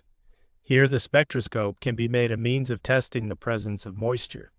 A very remarkable fact, and one to which I shall have frequently to refer in the subsequent lectures, is that these three lines of hydrogen are found to be coincident with three well-known dark lines in the sun, of which I spoke to you in the first lecture. This red hydrogen line possesses exactly the same degree of refrangibility as the dark line C in the solar spectrum. The green hydrogen line corresponds to the well-known solar line F, whilst the blue hydrogen line is identical in position with the dark line O in the sun's spectrum. We shall see in a subsequent lecture how such coincidences point out to us the existence of hydrogen and other elements in the solar atmosphere. The nitrogen spectrum is more complicated than that of hydrogen, but perfectly definite all characteristic. See note 9 on the clear molif. Plate in lecture VF some very singular observations have been made by Plicker and Hitterthorn upon certain changes which the spectra of gases enclosed in these tubes undergo. They find that the spectrum of highly rarefied nitrogen undergoes a change when the intensity of the electric discharge varies, and they explain this by supposing that the nitrogen exists in various allotropic conditions, resembling, for instance, oxygen and ozone, their idea being that the changes in the intensity of the electric discharge may cause changes in the allotropic conditions of the nitrogen, and that these give rise to a variation in the appearance of the spectrum. These variations, however, it is important to observe, are not noticed in nitrogen gas, when under the pressure of the atmosphere, however much we may increase the intensity of the spark. Plicker has even found that under certain conditions of increased electrical tension, hydrogen 1 Plicker and Hittorf Phil trans 185 P1. Gas may be made to emit light of every degree of refrangibility, so that its spectrum becomes continuous. Professor Franklin has also observed a similar phenomenon that when oxygen and hydrogen gases are inflamed under pressure, they emit white light and show an unbroken spectrum. One from these facts, there is no doubt that when intensely heated and under certain circumstances, gaseous bodies can be made to yield continuous spectra. This, however, in no way interferes with the fixity of position of the bright lines, nor can it influence the deductions derived from this fact. In the same way, each of the non-metallic elements yields a characteristic spectrum, too, when its vapor is heated to incandescence.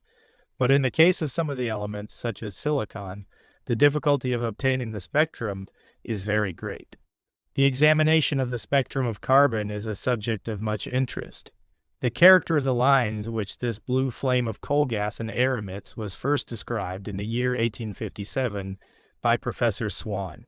Since that time, the various spectra of the carbon compounds have been carefully examined by Dr. Atfield, Dr. W. M. Watts, and others, and it has been found that the different compounds of this element, when brought into the condition of luminous gases, either by combustion or when heated up by the electric spark, give somewhat different spectra.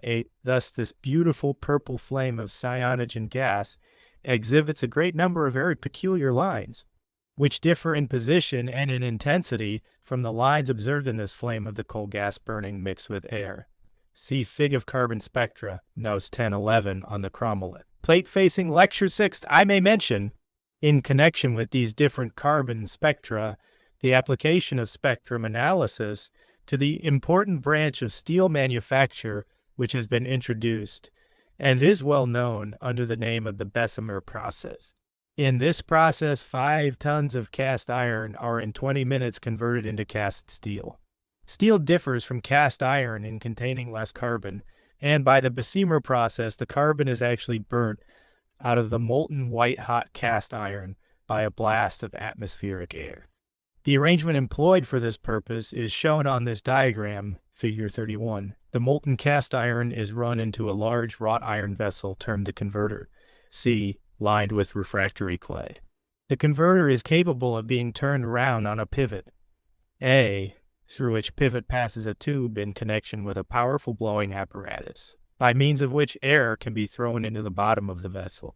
Through a sort of tuyere or blowhole into the molten iron, the oxygen of the air burns out the carbon and silicon which the cast iron contains, and the heated gases issue in the form of a flame, F, from the mouth of the converter during the time that the molten iron is being burned.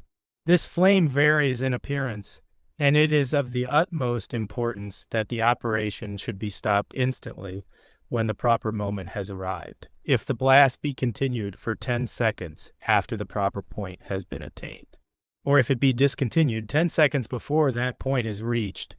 The charge becomes either so viscid that it cannot be poured from the converter into the ladle, L, from which it has to be transferred to the molds, or it contains so much carbon as to crumble up like cast iron under the hammer.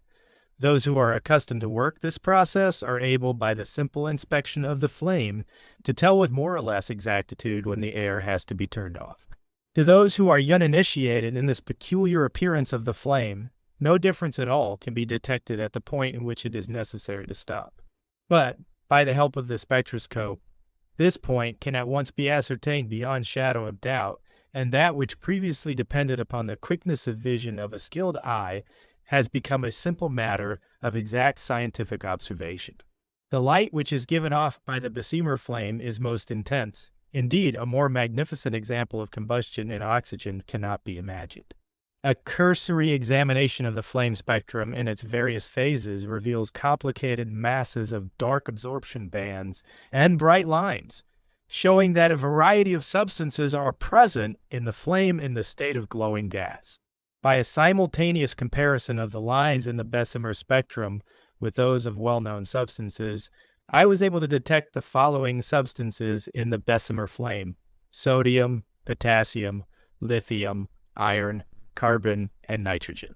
At a certain stage of the operation, all at once the carbon lines disappear, and we get a continuous spectrum. The workman by experience has learned that this is the moment at which the air must be shut off, but it is only by means of the spectroscope that this point can be exactly determined. Those who are practically engaged in working this process would like spectrum analysis to do a great deal more. They would like to be told whether there is any sulfur, phosphorus, or silicon in their steel. Questions which unfortunately at present spectrum analysis cannot answer, for this very good reason that these substances do not appear at all as gases in the flame, but that they either remain unvolatilized in the molten metal, or swim on its surface in the slag of the ore, and consequently the lines of these bodies are not seen in the spectrum of the flame. Chapter 4. Lecture for the Sun and Solar Spectrum. The subject to which I would wish in the first place to direct your attention today is the mode by which we can determine by spectrum analysis the presence of metals proper or heavy metals.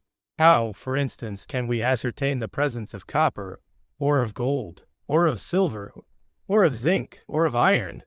How can we volatilize these metals to make them give off the light which is peculiar to each one? We want to have here the means of doing this. We have again to employ our most valuable agent, electricity. I will for this purpose use a battery of the most improved kind, which has been kindly placed at my disposal by Mr. Wheel. This battery is a very valuable and successful one. It is one in which plates of solid hard carbon are 13, used in place of platinum.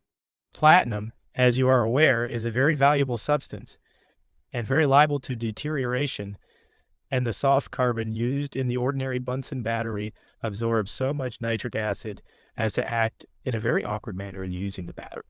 By means of this battery and induction coil, I can obtain an electric spark. And by means of the electric spark, I can get what I require, namely, the volatilization of these metals. It is many years since the application of the electric spark to this particular branch of analysis was discovered. The first person who examined the nature of the electri-spark was Wollaston, whose name I mentioned to you in my opening lecture as having first pointed out the existence of these very important dark lines in the solar spectrum. But it was Faraday who first declared that the electric spark consists solely of the material particles of the poles and the medium through which it passes. It was originally supposed that electricity had some existence apart from matter. But Faraday, by a most elaborate series of experiments, discovered that when the electric spark passes from one knob of the electric machine to your hand or knuckle, a quantity of matter passes too, partly consisting of the brass of the pole, and partly consisting of the air and moisture which exist between your knuckle and the brass knob. He speaks in his experimental researches of the electric spark as being produced by a current propagated along, and by ponderable matter, and heated in the same manner, and according to the same laws, as a voltaic current heats and volatilizes a metallic wire. So that what we see and call the spark is really the ignition of the matter which exists in this arc. And when we take a spark from the electrical machine, the particles of the 1 through 5 brass are actually carried over from the one pole to the other, in this case from the pole to the knuckle. If this is so, it is evident that when we bring certain different metals in this arc, we must obtain different colored sparks. Thus, if I bring a small quantity of strontium salt into the spark, we shall have a very intensely red light, due to the ignition of the peculiar body strontium, which is volatilized between the poles. And when I take some thallium, we have the characteristic green color.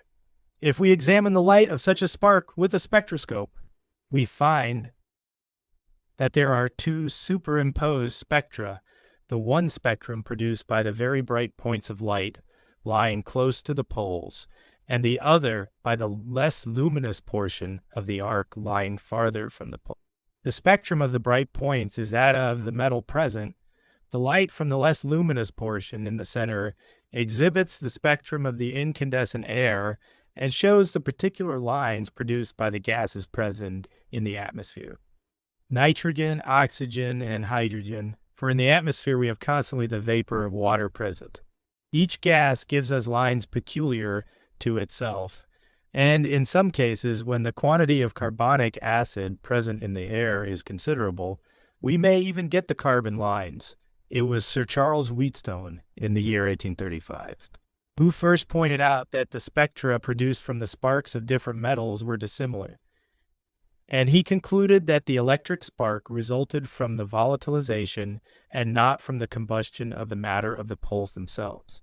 For he observed the same phenomena in vacuo and in hydrogen, in which no combustion can occur, and in 1835 he writes as follows: "These differences are so obvious that one metal may easily be distinguished from another by the appearance of its spark, and we have here a mode of discriminating metallic bodies more readily than that of chemical examination, and which may hereafter be employed for useful purposes. You have here a copy of the diagram, figure 34, published in Wheatstone's paper, giving the lines which Lye saw in the metals. Subsequent research has shown that the number of the lines peculiar to each of these metals is very large, although on Wheatstone's diagram but a few of these are notable. On this drawing, you see some of the bright lines of the metals mercury, Hg, zinc, Zn, cadmium, Cd, bismuth, Bi, tin, and lead, Pb. The letters placed above and below each bright line indicate its degree of intensity: very bright, bright, faint, very faint.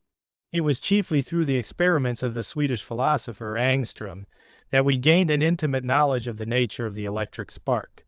In the year 1855, Ångström investigated the matter very thoroughly and pointed out the important fact, which I have explained, that the spark yields two superimposed spectra, one derived from the metal of the poles and the other from the gas or air through which the spark passes. Perhaps I'd better show you, first of all, the beautiful spectra of those metals as I can exhibit them to you on a screen, and then explain to you the accurate and exact phenomenon which is observed when we look at the spark through such a train of prisms as Mr. Browning was kind enough to exhibit to us on the last occasion. I cannot show you these lines on the screen with anything like the amount of accuracy or delicacy with which we can see them when we throw the image on the retina itself, for then we observe the true spectra. The lines observed then are excessively fine and extremely numerous, and each line is peculiar to a particular substance, but I can show you something very beautiful and interesting. I will endeavor to show you by means of the electric lamp the spectrum of metallic copper. I will take a small piece of metallic copper and volatilize it, and then you will see the green bands indicative of the presence of this metal. Here you observe these magnificent green bands, which are characteristic OI copper. But when we examine the copper spark by throwing the image into the eye, we get a much more splendid effect, and see the way of a far more delicate method of detecting the presence of copper. In the next place, I will take another carbon pole and bring a small piece of zinc into it, and we shall see that zinc also gives its peculiar and beautiful lines, perfectly characteristic of this special metal. If we examine this light by means of an accurate spectroscope, these broad bands are seen to consist of masses of bright lines, each one as fine as the most gauzy spider's web. If I now take a mixture of zinc and copper, such as brass, we shall not only get the lines of the zinc, but we shall also see the bright copper lines. I have put a small piece of brass on the pole, and when I make the contact, I shall volatilize this brass, and the result is a spectrum showing both the copper lines and the zinc lines. You will notice that what I have said with respect to the other metals, the alkaline earths, holds good with this, that the most volatile of the metals burn out first. Now we can still see the less volatile copper, but the zinc lines have died away. In the same way, I may show you that cadmium gives us a peculiar set of lines. If we volatilize some metallic cadmium, we shall have a series of lines somewhat resembling those of zinc, but not identical with them. There you observe three bands. These are the cadmium lines, something perfectly characteristic and distinct. Fox Talbot observed these metallic lines in June 1834 by deflagrating thin sheets of metal by galvanism. He says gold leaf and copper leaf each afforded a fine spectrum exhibiting peculiar definite rays. The effect of zinc was still more interesting. I observed in this instance a strong red ray, 3 blue rays, besides several more of other colors. I will next show you the spectrum of silver. Here you observe those splendid green lines and the beautiful purple lines in the distance. The latter are plainly visible when you look at the most refrangible end for some time. Nothing surely can be more magnificent than these spectra. These green lines are CP different in position and in character from the green copper lines. To exhibit that difference to you, I will put a bit of copper into the silver, which is chemically pure, and J think you will be able to see that we get the green copper lines distinctly arranged alongside of the silver line. Thus, then, by means of the electric lamp, many of these lines can be rendered visible. Although to see others distinctly, we must employ a delicate spectroscope and throw the light directly into the eye of the observer. By the examination of the spark spectrum, chemists are now able to distinguish with the greatest ease between the rarest metals. We are able to detect the difference between erbium and yttrium and didymium and lanthanum, metals which resemble one another in their properties so closely that it is extremely difficult to separate them from each other by ordinary chemical means. These substances all give distinct lines, and the smallest quantity of any one of these substances may be detected when mixed with the other. and we thus get a decisive answer as to their presence. In order to examine with accuracy the spectra of the heavy metals in arrangement represented in Figure 35 is necessary. This consists of a powerful induction coil used in conjunction with a delicate spectroscope, such as that used by Kirchhoff, see page 56, the end only of which is shown in the figure. The light from the spark falls onto the slit and is refracted by passing through the prisms. For the purpose of intensifying the spark, the ends of the secondary coil are placed in contact with the coatings of a large Leyden jar. The electrodes, also of course connected with the poles of the secondary coil, consist of the metals under examination, either in the form of viaga, 35 wire, or of irregular pieces held by forceps on a movable stand. Many precautions must be taken, especially with two sets of electrodes, as it has been found that Q-cuts caused by the rapid passage of air between the poles are sufficient to carry over to a second set of electrodes. Placed at a distance of a few inches, a very perceptible quantity of the materials undergoing volatilization. We are indebted to the labors of Professors Kirchhoff and Angstrom and Mr. Huggins for the most accurate sets of maps of the metallic lines which we possessed. Heap positions of the metallic lines have been arranged by Kirchhoff with reference to the dark solar lines, whilst Huggins has used the bright air lines as a constant scale upon which to note the positions of the metal lines. But both experimenters use an arbitrary scale of divisions by which the lines are designated. Owing to the very large number of the lines of each of the metals, very great care is needed in the discrimination of these spectra. Still, when the eye has been trained, the detection of the individual metal is perfectly certain. The spectra of the following elements were mapped by Kirchhoff: 1 sodium, 9 strontium, 17 antimony, 25 aluminium, 2 calcium, 10 cadmium, 18 arsenic, 20 lead, 3 barium, 11 cerium, 27 silver, 4 magnesium, 12 cobalt, 20 lanthanum, 28 gold, 5 iron, 13 potassium, 21 pythium, 29 ruthenium, 29 ruthenium, 22 mercury, theta, iridium, 7 zinc, 15 lithium, 23 silicon, 31 platinum, 8 chromium, oneg, tin, 24 glucinum, 32 palladium. Copies of Kirchhoff and Angstrom's maps are found in plates 3, V, and V, facing lecture V, and a copy of Huggins' maps is given on plates I and II. The tables of reference to the spectrum of each metal are found in Appendix A. The maps of two of the experimenters do not agree exactly with each other, because Kirchhoff altered the position of his prisms several times during the measurements. In order to bring the different rays as nearly as possible to the point of minimum deviation, whilst Huggins allowed the position of his prisms to remain unaltered. The spectra of the following metals have been drawn by Huggins: 1 sodium, 2 potassium, 3 calcium, 4 barium, 5 strontium, G manganese, 7 thallium, 8 silver, 9 tellurium, 10 tin, 11 iron, 12 cadmium, 13 antimony, cobalt, 18 arsenic, 19 lead, 20 zinc, 21 chromium, 22 osmium, 23 palladium, 24 platinum. A very interesting fact is noticed by both observers, namely, that several of the bright lines of different metals seem to coincide. When, however, these cases of apparent coincidence are narrowly observed, most of the lines are found to show real, though slight differences of refrangibility. The following still remain as unresolved coincidences in Huggins' map, and future experiments with help of higher magnifying powers must decide whether these and similar coincidences are real or only apparent, whether the lines in question really fall upon one another, or whether they only lie very close together. Zinc and arsenic, sodium and lead, 1000 sodium and barium, 10.5 tellurium and nitrogen, 13.6 osmium, and arsenic, 1737 chromium and nitrogen, 230 thread. These 6 are then the only cases of coincidence observed by Huggins in examining many hundreds of bright lines of 24 elements. And even these may possibly disappear when investigated by a more powerful instrument.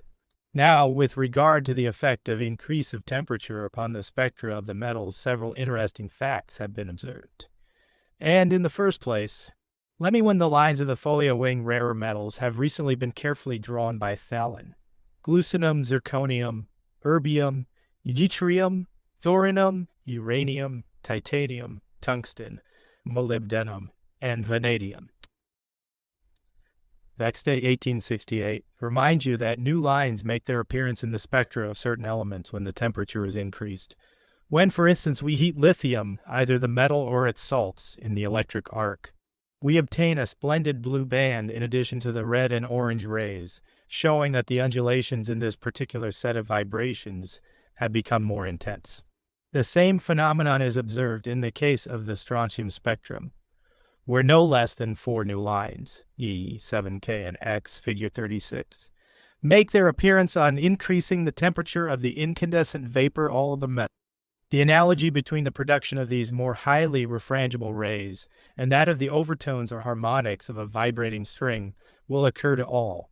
The second set of facts with regard to the effect of increased heat has reference to the changes which the spectra of compound bodies undergo when the temperature is increased.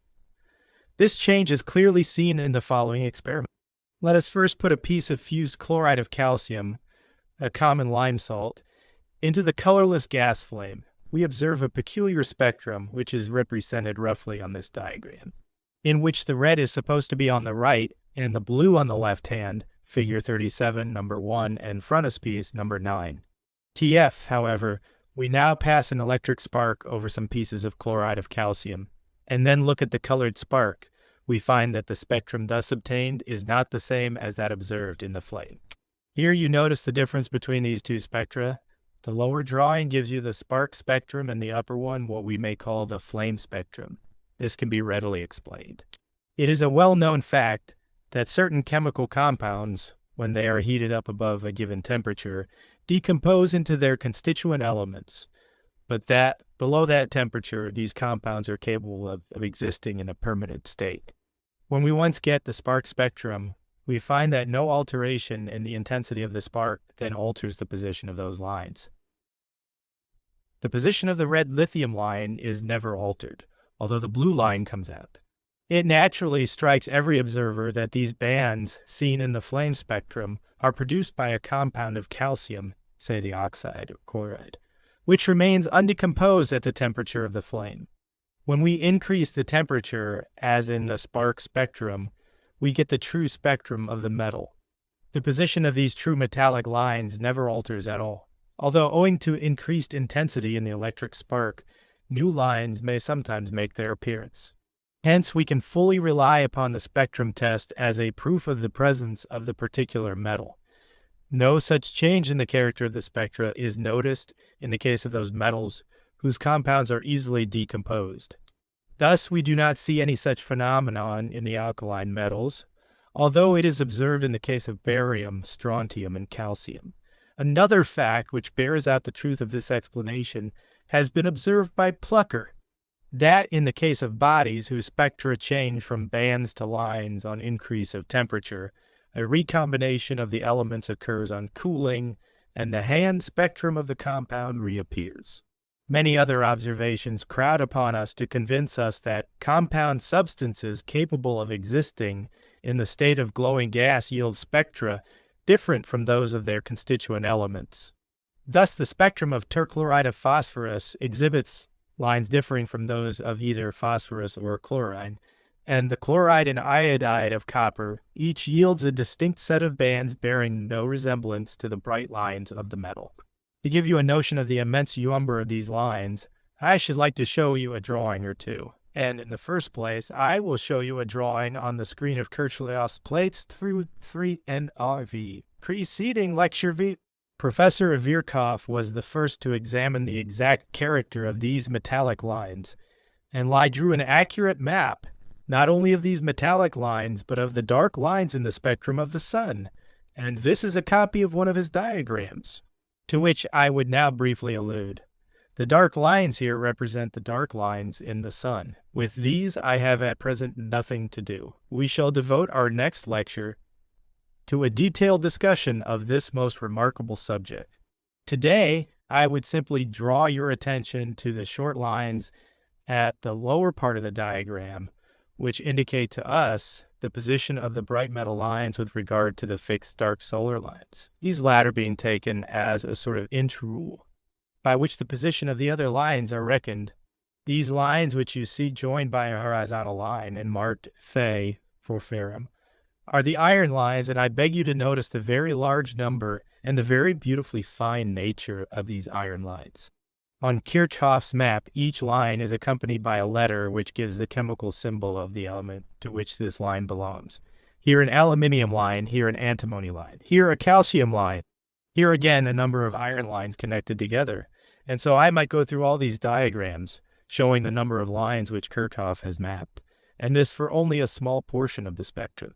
The one end of this diagram is in the yellow and the other end in the green, so that we have here on this map only a very, very small portion of the extent of the metal lines which would be visible. I would next illustrate this fact by showing you another beautiful drawing of these metal lines made by our countryman, Mr. Huggins, see plate side 11, at the end of this lecture. This map, which is copied from Mr. Huggins' paper in the Philosophical Transactions for 1854, will give you an idea of the very great number of these metal lines. We have here about 20 metals, and each pair of these horizontal lines includes the spectrum of a particular metal. For instance, if we take silver, here is one line, here 3, here 2, here a number of other lines. Thus we go on through the whole spectrum and have altogether a great number of silver lines. On the right, we have the red end, on the left, the blue end of the spectrum, and at the top, for the sake of comparison, are the chief lines of the solar spectrum and the air lines. Now, from this table, you may form an idea of the large number of metal lines existing, and you will also see that the lines of any one metal do not coincide with those of any other. These lines are by no means all the peculiar rays which such highly heated metallic vapors emit, for Professor Stokes has shown that the bright sparks from poles of iron, aluminium, and magnesium give off light of so high a degree of refrangibility that distinct bands are situated at a distance beyond the last visible violet ray, 10 times as great as the length of the whole visible spectrum from red to violet. These bands cannot, of course, be seen under ordinary circumstances, but when allowed to fall on a fluorescent body, such as paper moistened by quinine solution, they can easily be rendered visible, or we may photograph them and make them leave their impression on the sensitive film. In order that these highly refrangible rays may be seen, no glass lenses or prisms must be used, as these rays of high refrangibility cannot pass through glass. Quartz, on the other hand, permits them to pass. Hence, all the lenses and prisms must be made of quartz. In new and interesting subjects like those which now occupy our attention, the mind is very apt to be led away into speculations, which, however engrossing they may prove, are foreign to the spirit of the exact scientific inquirer. Such speculations might, in this case, have special reference to the possibility or probability of arriving, by the help of the observations of the bright lines, which bodies give us, at some more intimate knowledge of the composition of the so-called elements.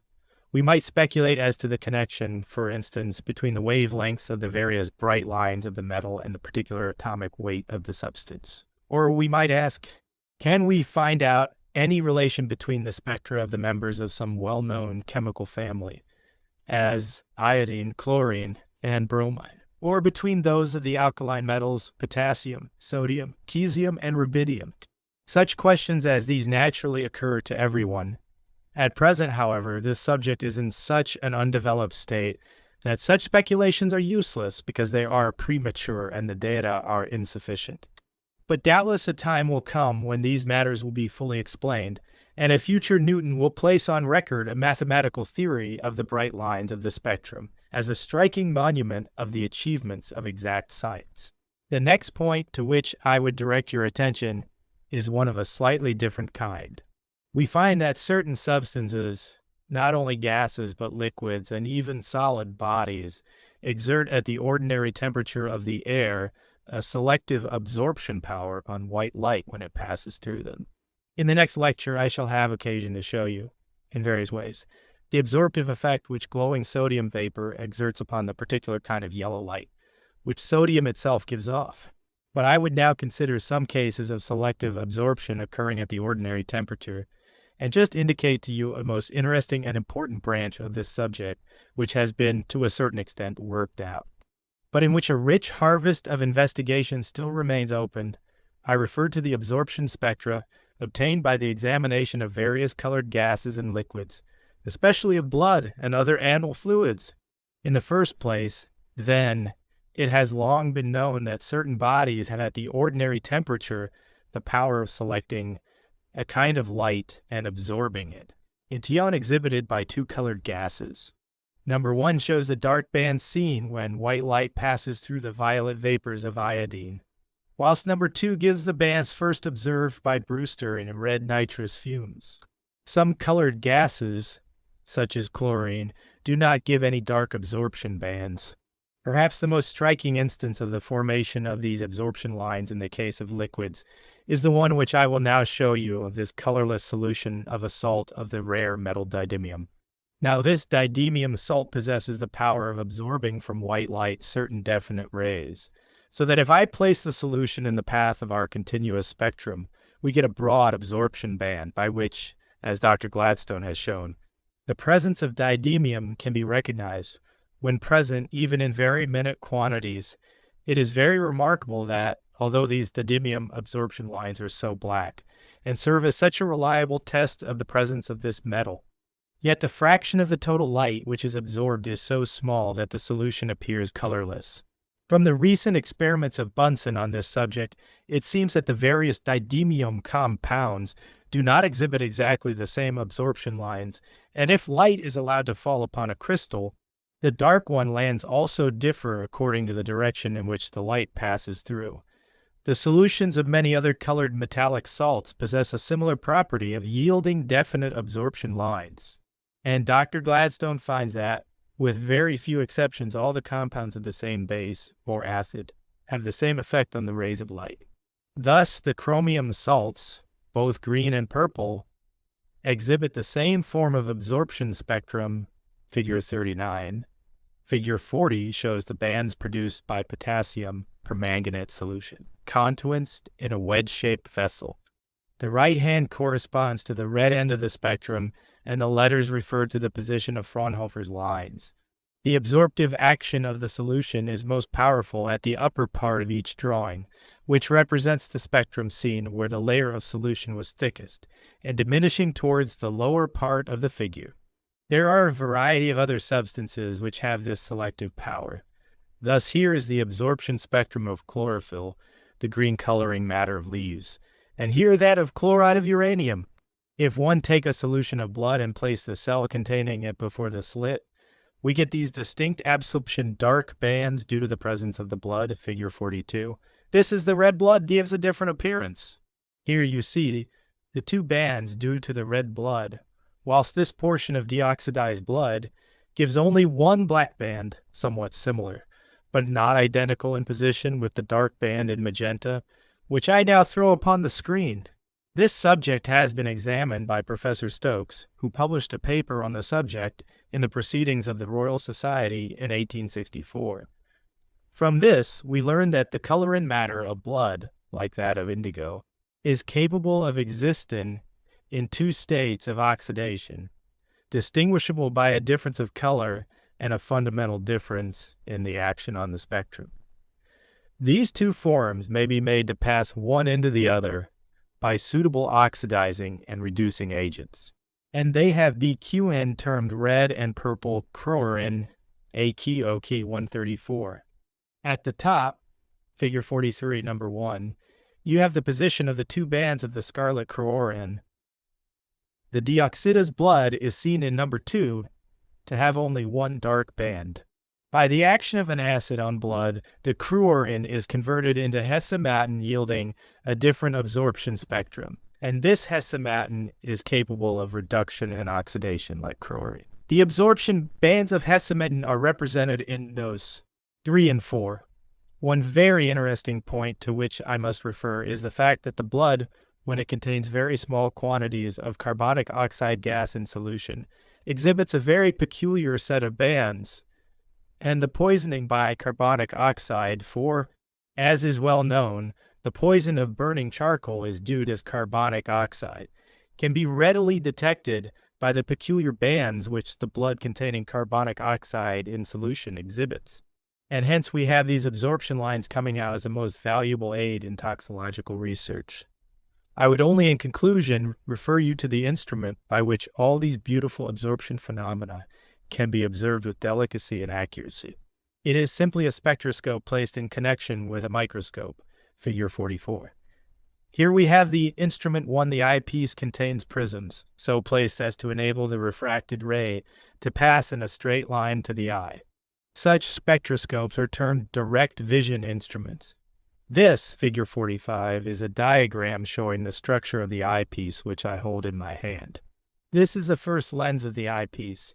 Here is the slit, for we must have a line of light in order to get a pure spectrum. Then the light passes through the second lens. The rays are rendered parallel, and then they pass through this triple prism. And inasmuch as the prisms are placed in this position, we see the spectrum by looking straight at the source of light, or have a direct vision spectroscope. In this way, then, the absorption bands can be very beautifully seen. And what is still more important, we can, by means of this little movable mirror, send through the prism any kind of light, and pass the particular ray, which one W.L. Huggins on the prismatic examination of microscopic objects, Transmicroscopical Society, May 10th, 18b. 15 we wish to examine, along with the other light which comes from the object under the microscope, and so observe the two spectra, one above the other. And thus it is that we can detect, for instance, the presence of blood. Supposing we wish to know whether a substance is blood, which we have in solution, nothing is easier than to place a small quantity of the liquid supposed to be blood on the table of the microscope, and to bring a small quantity of blood in a tube, so as to compare the spectrum obtained from the body under examination with that of the body which we know is really blood. This instrument, which in the hands of Mr. Sorby has taught us how to detect UV part of a grain of the red coloring matter in a blood stain, is a most beautiful one. And the method of microscopic spectrum analysis must every year become a more and more trusted and valuable means of research in medico-legal investigations. In the next lecture, I hope to bring before you the simple facts upon which Professor Kirchhoff founded his discovery of the chemical composition of the solar atmosphere. Chapter 5, Lecture V.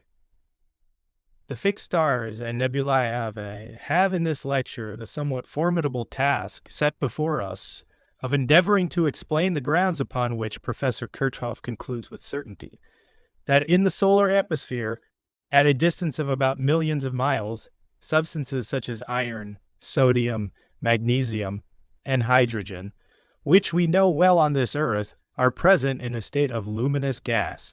In beginning to consider this matter, we shall, however, do well to remember that the subject is still in its infancy, that it is only within the last few years that we have been at all acquainted with the chemistry of these distant bodies.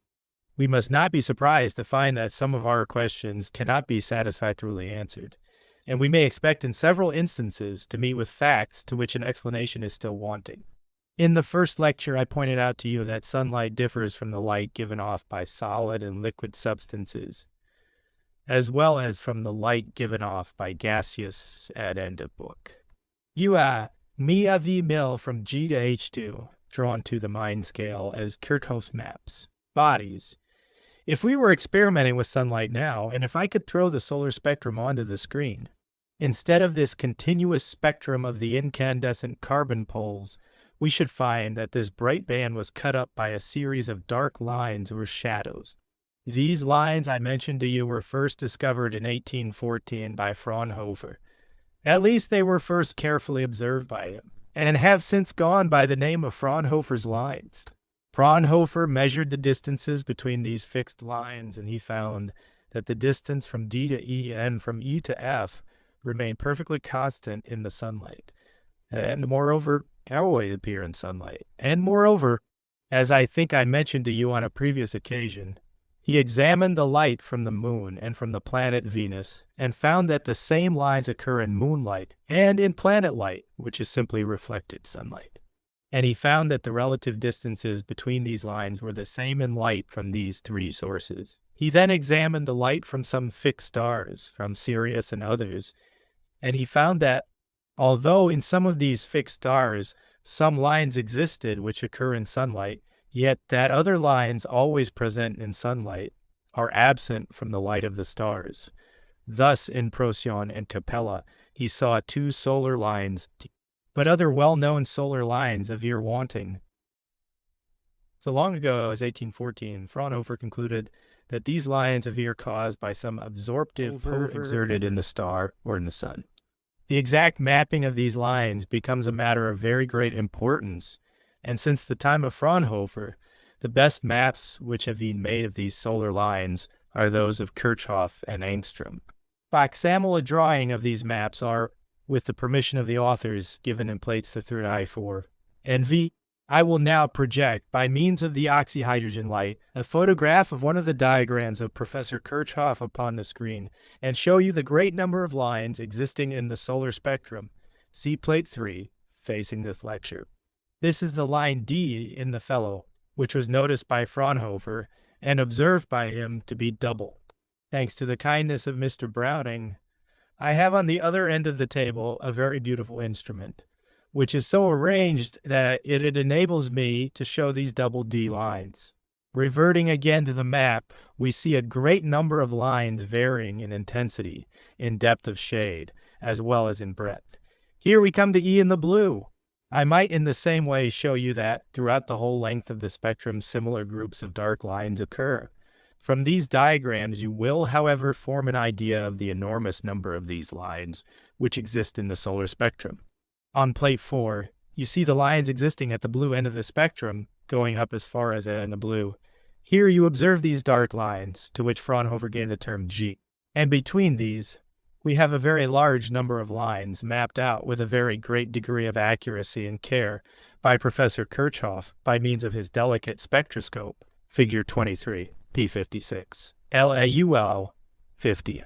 In figure 40, we have a representation of a still larger spectroscope made by Mr. Browning for Mr. Gassiet, in which there are 9 prisms and in which the light is actually bent round more than 360 degrees. As is seen in figure 50, giving a plan of the instrument and showing the path of the light through the prisms. With this, we can see the D lines very beautifully doubled. To both these large instruments, means of accurately measuring the distances between any lines are attached. In Kirchhoff's spectroscope, a circular divided scale was used, fixed to the head of the micrometer screw, by which the telescope was moved. The eyepiece was placed so that the cross wires made angles of 45 degrees with the dark lines. The point of intersection was then brought by means of the micrometer screw to coincide with each of these lines, and the divisions read off. A somewhat similar arrangement is seen in the instrument shown in figure 40. Professor Kirchhoff did not draw the whole spectrum. He only got as far as, since his time, some very far 51. Beautiful drawings have, however, been made by Ångström, whose name I had to mention in the last lecture as having given us the first notion respecting the true constitution of the electric spark. In plate Y, you have a copy of Ångström's drawings made in Uppsala, which extend from G to H in the violet. I hope I will understand that these dark lines, betokening the absence of certain kinds of rays in the sunlight, not only exist in the visible portions of the spectrum, but also occur in the portions which contain the invisible heating and chemically active rays. I cannot show you any of the lines which are found in the ultra-red portion of the spectrum, but I can show you those in the ultraviolet. Thanks to the beautiful researches of Professor Stokes on fluorescence, these lines have become perfectly well known. The diagram shows the effect produced on a film of sensitized collodion, which was exposed to the action of these ultraviolet rays passing through quartz prisms. The shaded spaces indicate the positions in which the intensity of the rays is small. They are the Fraunhofer's lines in the ultraviolet sunlight. You see that the lines stretch out a long way beyond the visible portion of the spectrum, or that to which the eye is ordinarily sensitive, ending somewhere near the line H'.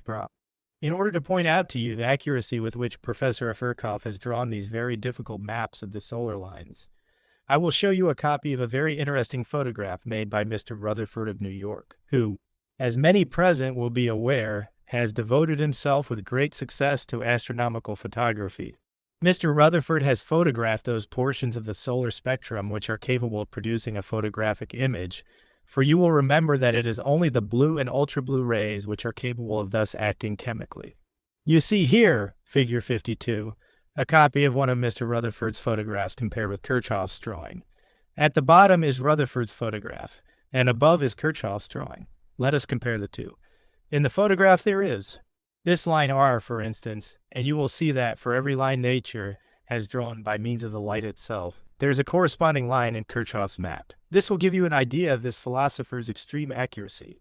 When I first saw the photographs which Mr. Rutherford was good enough to send me, I really had some difficulty in believing that they had been photographed from the sun itself. So beautifully are they done, and so marvelously do they correspond with Kirchhoff's drawing.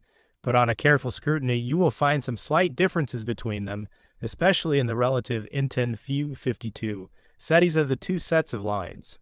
This is readily understood if we remember that the map represents the variations of light and shade as affecting Kirchhoff's retina, whereas the photograph gives us the variations of the chemically active rays, indicated by decomposition of silver salt and subsequent development of the image.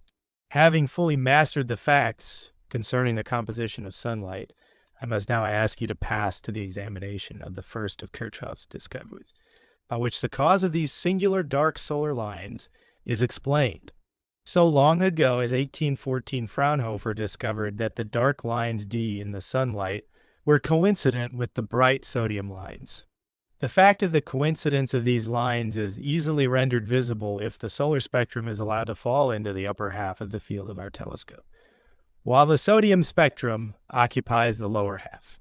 The bright lines produced by the metal, as fine as the finest spider's web, are then seen to be exact prolongations, as it were, of the corresponding solar lines. These facts, however, remain altogether barren of consequences, so far as regards the explanation of the phenomena, except to the bold minds of Ångström, Stokes, and William Thomson, the last two of whom, combining the facts with an understood experiment of Foucault's made in 1849, foresaw the conclusion to which they must lead, and expressed an opinion which subsequent investigations have fully borne out. Clear light was, however, thrown upon the subject by Kirchhoff in the autumn of 1859.1, wishing to test the accuracy of this asserted coincidence of the bright sodium line and the dark solar lines with his very delicate instrument.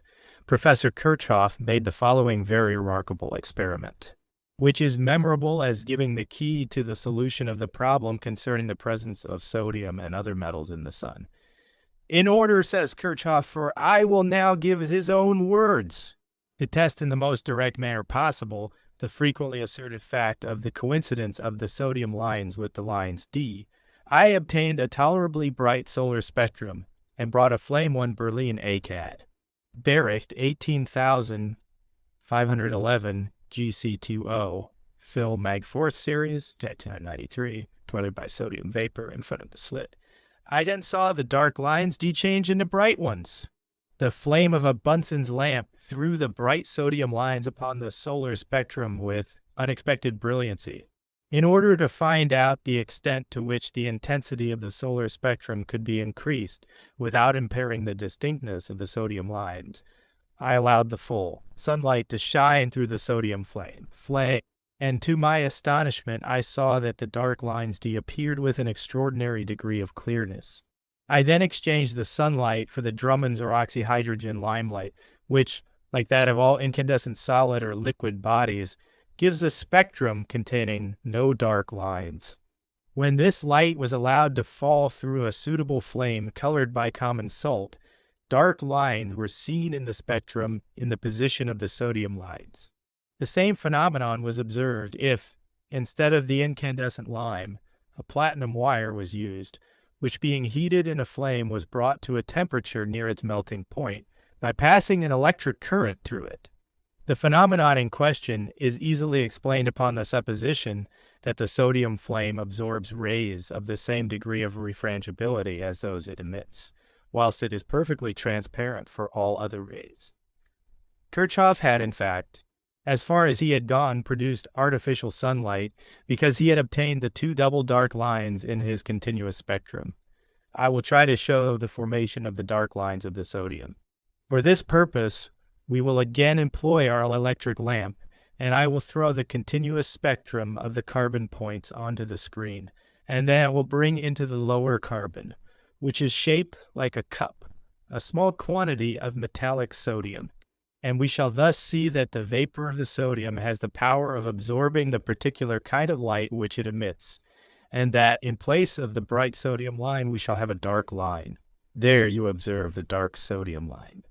As a further illustration, I have here a diagram, figure 53, representing what is seen when we look at the spectrum of burning sodium with an instrument such as that which Kirchhoff used.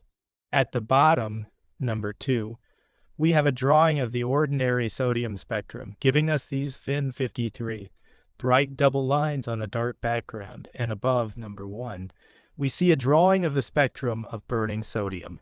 Instead of two bright yellow lines, we here find we have two intensely black lines upon a bright continuous spectrum, the D light having been absorbed by the sodium vapor. The difference between the intensities of the lights on each side of these lines and in that particular part where the lines fall is so great as to give an actual shadow, which we see as a black line. There is a well-known experiment by which we cast a shadow with a luminous object, such as a candle flame. So here, although these black lines are not wholly devoid of light, yet the light is so much less intense than in the surrounding parts, that they appear black to us. I can illustrate this to you in another way. Here, figure 54, we have a large sheet of non-luminous gas flame, BB, burning under a tall chimney. See, in the flame I can color by sodium. In front of this I am going to ignite a flame of hydrogen, A, and I will also place in the hydropit 54 gendamsum sodium compound, so that we shall have two sodium flames burning, one in front of the other. I want you to notice that the yellow rays passing from this large flame at the back through the hydrogen flame, tinged with soda, will be absorbed, and that the outer rim of this hydrogen flame will appear dark. In fact, it will look just as if the hydrogen flame was smoky, as though our large soda flame.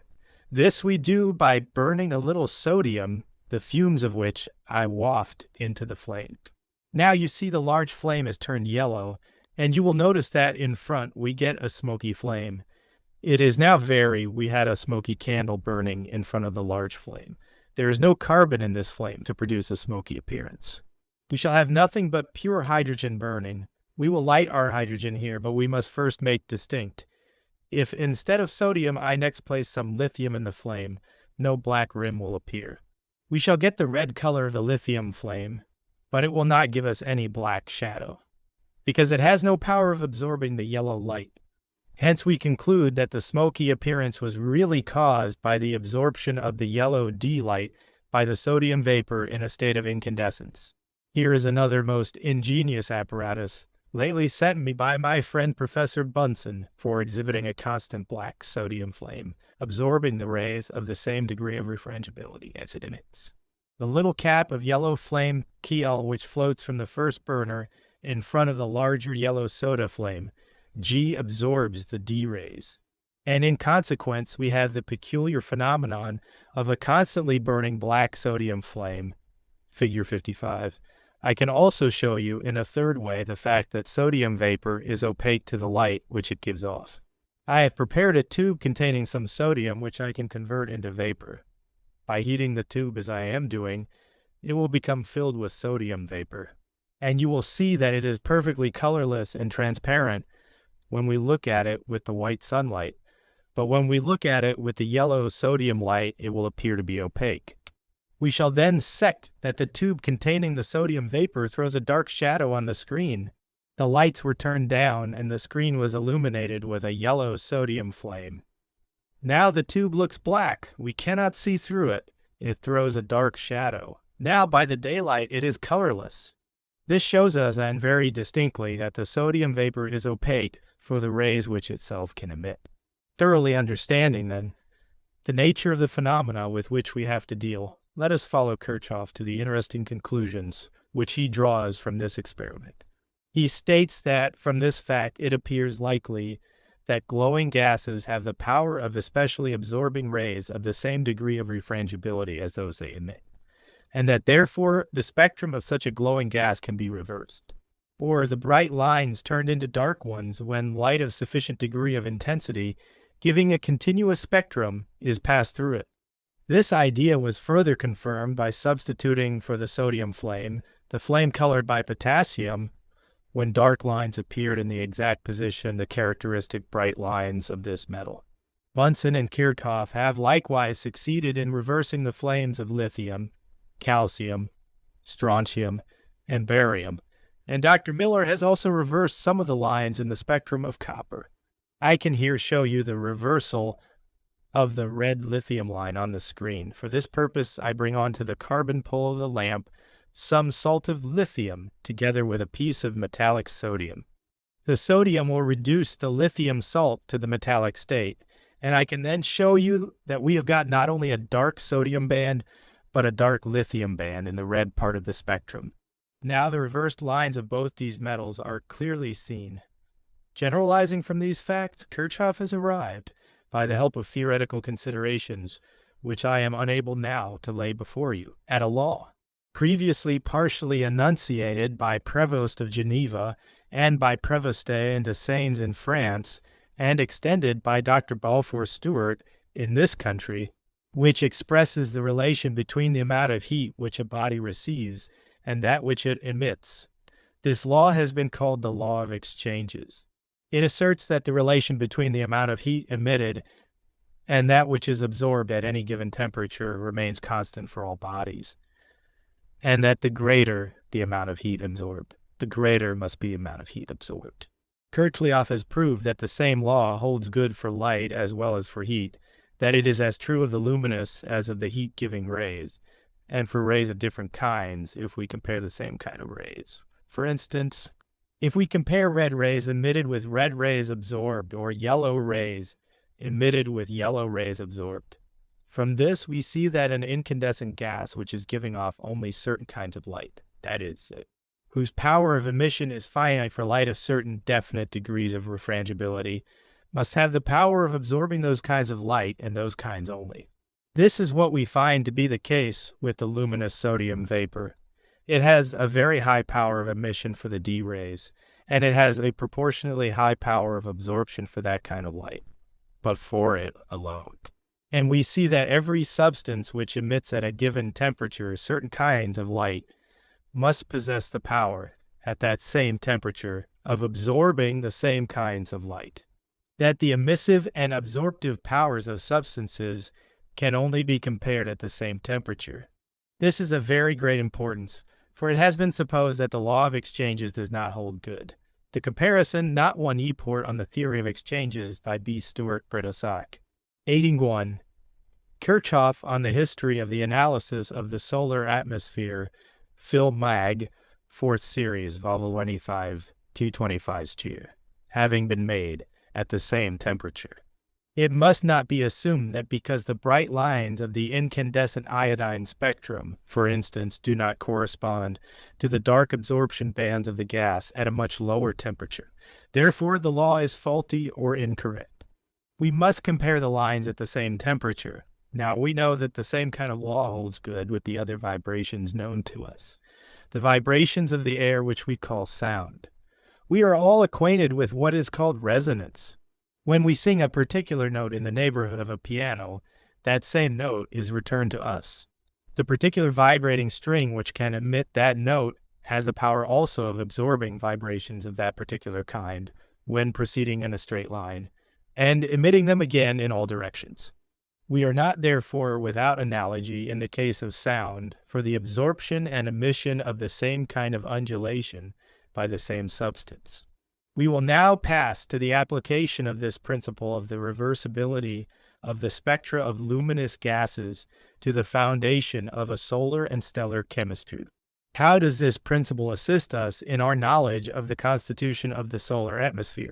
In order to map and determine the positions of the bright lines found in the electric spectra of the various metals, Kirchhoff, as I have already stated, employed the dark lines in the solar spectrum as his guides. Judge of his astonishment when he observed that dark solar lines occur in positions coincident with those of all the bright iron lines.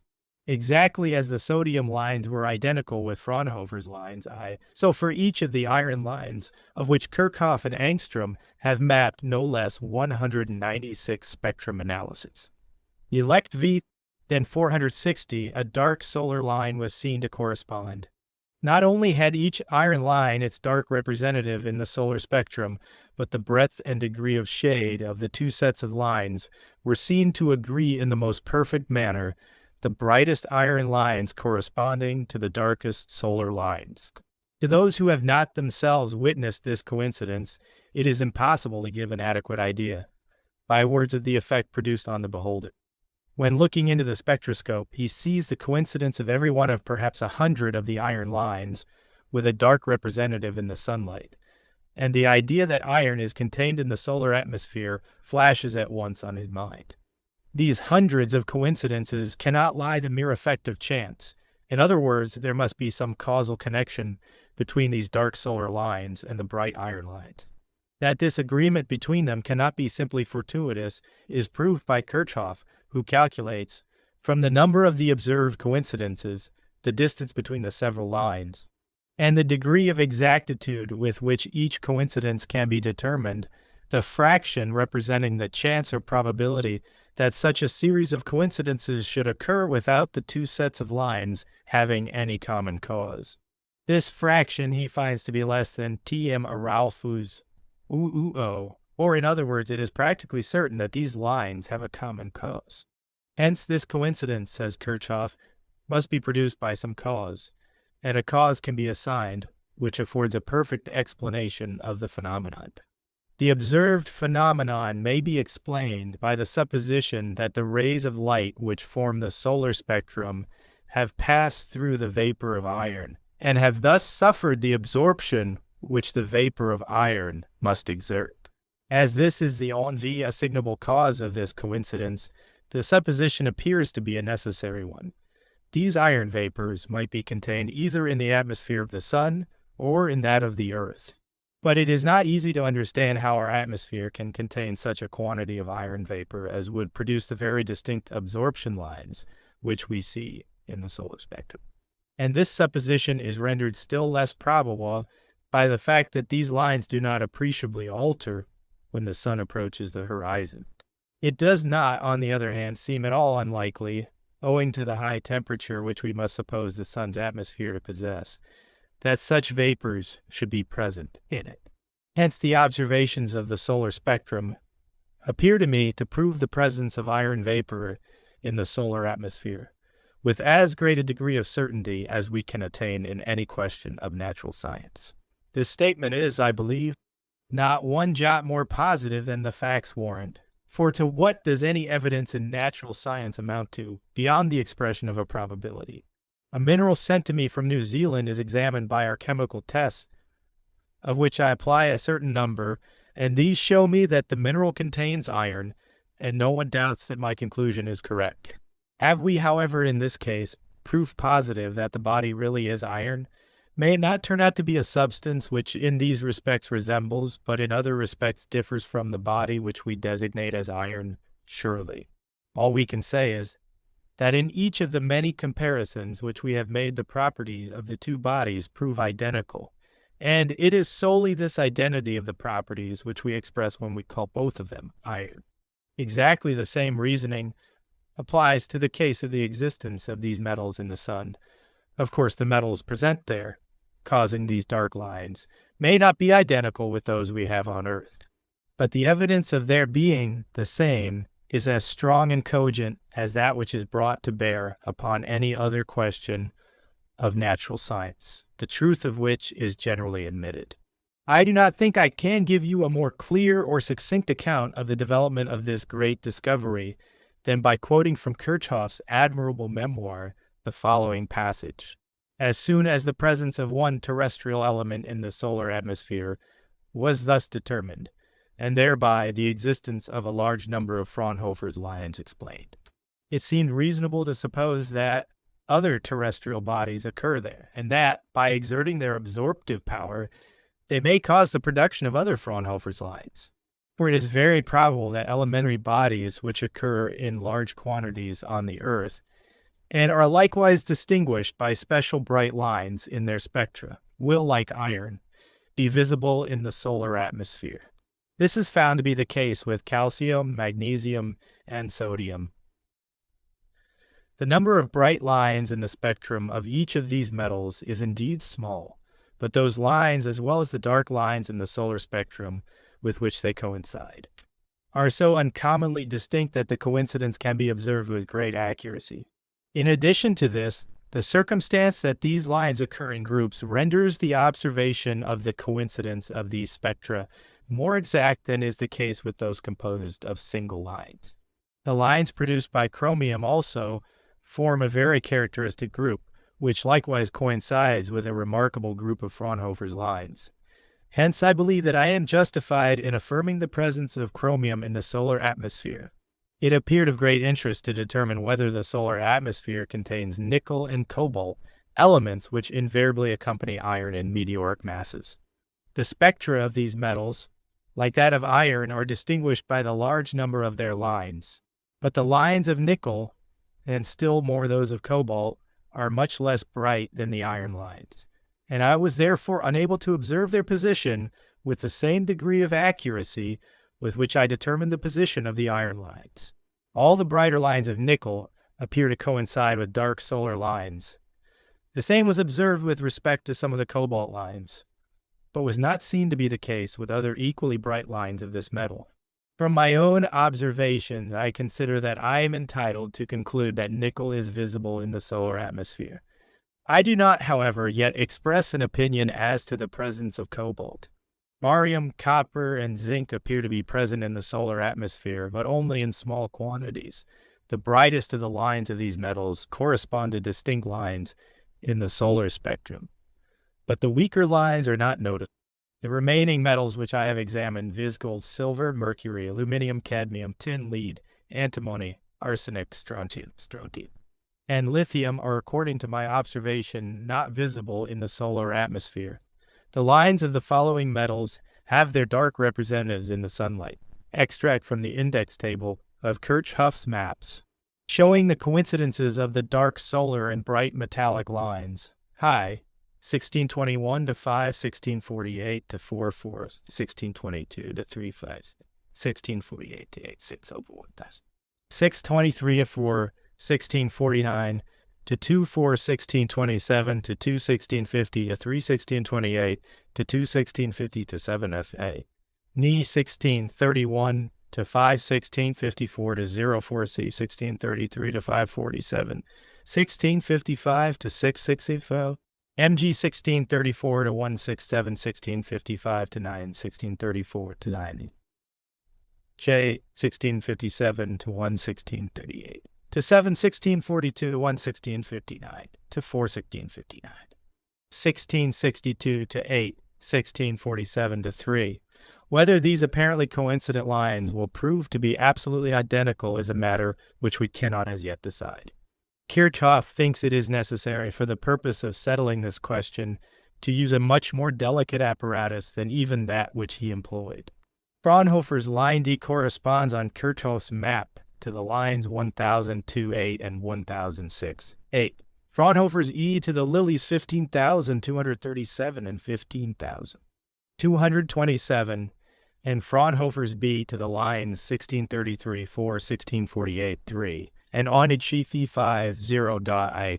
Kirchhoff observed the traces of many lines and nebulous bands, which the power of even his instrument did not prove adequate to resolve. He adds, the resolution of these nebulous bands appears to me to possess an interest similar to that of the resolution of the celestial nebulae, and the investigation of the solar spectrum to be of no less importance than the examination of the heavens themselves. It is important to remark that it is by no means the case that bodies existed in former times as an extended and continuous mass of vapor, by the contraction of which sun, planets, and moons have been formed. All these bodies must necessarily possess mainly the same constitution. Geology teaches us that the Earth once existed in a state of fusion, and we are compelled to admit that the same state of things has occurred in the other members of our solar system. The amount of cooling which the various heavenly bodies have undergone, in accordance with the laws of radiation of heat, differs greatly, owing mainly to the difference in their masses. Thus, whilst the moon has become cooler than the Earth, the temperature of the surface of the sun has not yet sunk below a white heat. Our terrestrial atmosphere, in which now so few elements are found, must have possessed, when the Earth was in a state of fusion, a much more complicated composition, as it then contained all those substances which are volatile at a white heat. The solar atmosphere at this time possesses a similar constitution. I am almost afraid to allude to the physical peculiarities of the solar surface, but I must mention some remarkable results of the examination of the solar surface by Mr. James Nasmyth. He finds that the well-known mottled appearance of the sun's surface is due to the presence of peculiar willow leaf-shaped masses, which are constantly moving with great velocity over the surface of the sun. The same phenomenon has also been observed by Mr. Stone of the Greenwich Observatory and many other astronomers. What these are no one, I believe, can tell. One most important series of observations we may all look forward to with the greatest interest, namely, the observations about to be made in India during the total solar eclipse in August next, by the kindness of the reappearance of the sun. Now the extraordinary phenomena which are here noticed are to he the subject of very important investigations in August. When an eclipse is total, some wonderful protuberances or red flames are found to dart out from the surface of the sun to the enormous height of some 80 or 90 miles dot per scope of the light, which these very singular flames give. Off is a matter which we all must look forward to with the greatest interest. Spectroscopes have been sent out to various parts of India under the care of very able observers, with particular instructions as to the examination of the lines which these flames give off. Whether these flames are gaseous, whether they give the spectra of bright lines, and if so, with the lines of what substances these are coincident, are questions to which we may hope soon to have satisfactory answers. These flames prove that the sun's atmosphere extends to a very great height above the ordinary invisible portion, and it is very remarkable that certain protuberances which were not visible to the naked eye even during a total eclipse, especially one which is like a cloud in the drawing, and was not seen by the observers, left its mark on the sensitive film.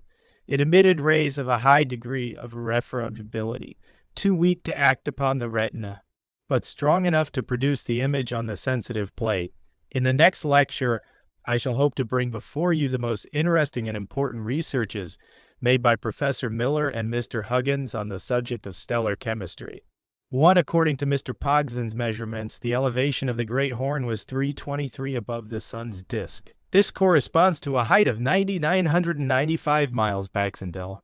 Chapter 6, Lecture 6. The physical constitution of the heavenly bodies. In the last lecture, I endeavored to point out to you the principles upon which Professor Kirchhoff arrived at the remarkable conclusion that certain metals well known on Earth are contained in the solar atmosphere. I have today to bring before you facts which are still more interesting with regard to the chemical composition of the stars and the Butte.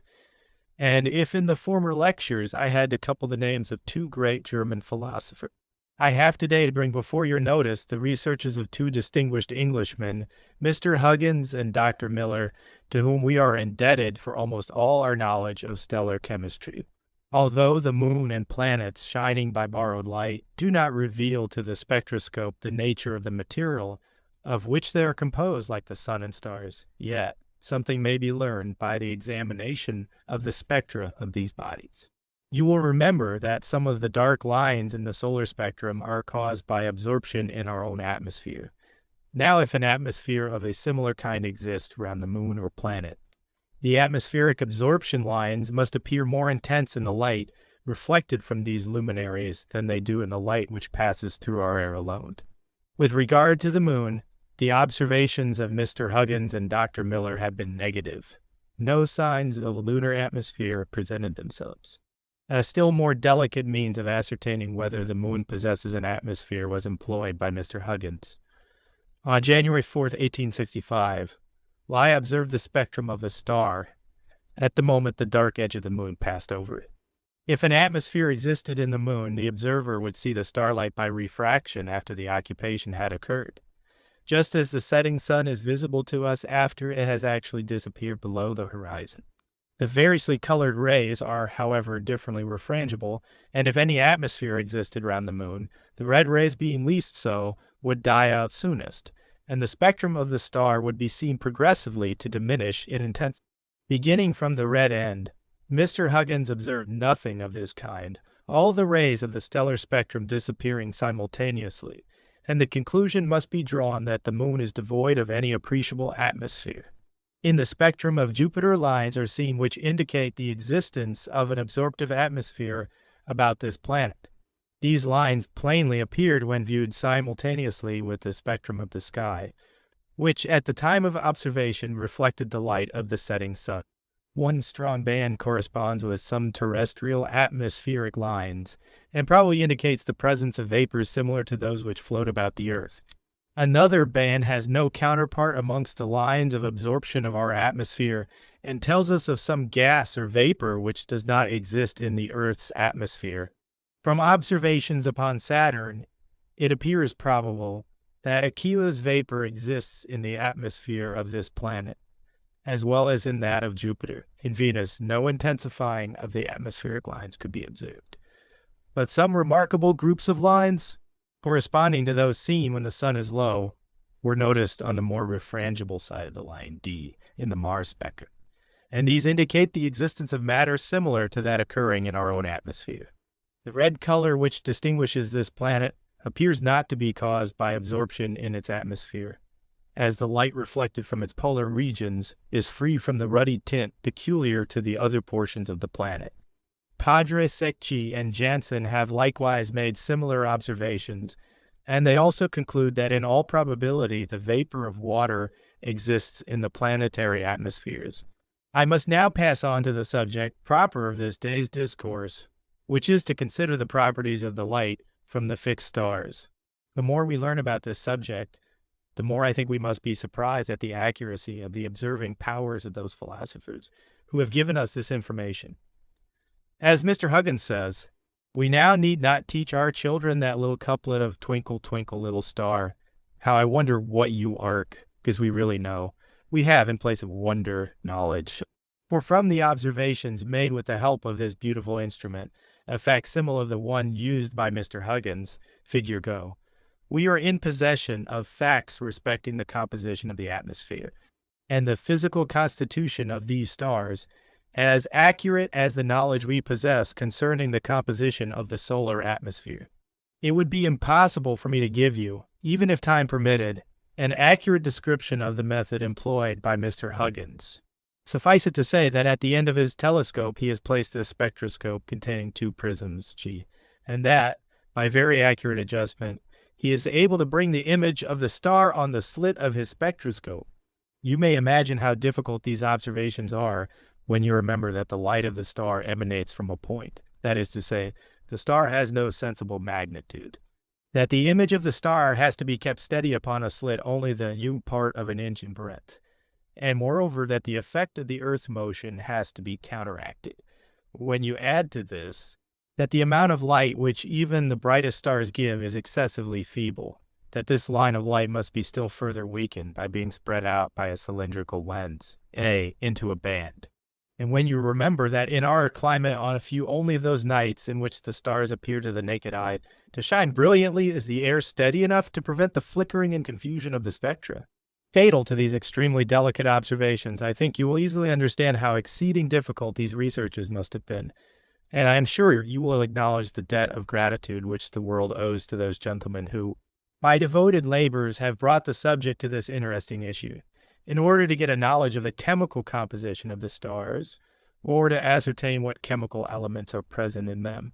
It is necessary to use excessively delicate arrangements by which not only the light from the star is allowed to pass through the prisms and to be received on the retina, but also that emitted by the various substances, the presence or absence of which in the stellar atmosphere it is desired to ascertain. These rays must pass together with the beam of starlight, or rather over or under the starlight, into the eyepiece through the same prism, so that we may be able to compare the position of the dark lines in the stellar spectrum with that of the bright lines in the spectrum of the body under examination. For this purpose, a very ingenious arrangement is attached to a part of the telescope spectroscope. It consists of a movable mirror placed above the slit of the spectroscope, by means of which the light of the spark passing from the metallic poles, held between metal holders, is reflected by the small prism placed on the slit into the optical arrangement, and is received into the eye, the metal spectrum being ranged close above that derived from the star, so that the coincidence or otherwise of the two sets of lines can be accurately observed. In this way alone is it possible to arrive at any trustworthy conclusion respecting the composition of the stars and the existence of certain metals in the stellar atmosphere. The first result which we have to notice then is that the spectra of various stars differ very widely indeed from one another. As I mentioned to you, Fraunhofer in the year 1814 showed that the stellar spectra were not the same, and that they did not contain the same lines as the spectrum of the sun.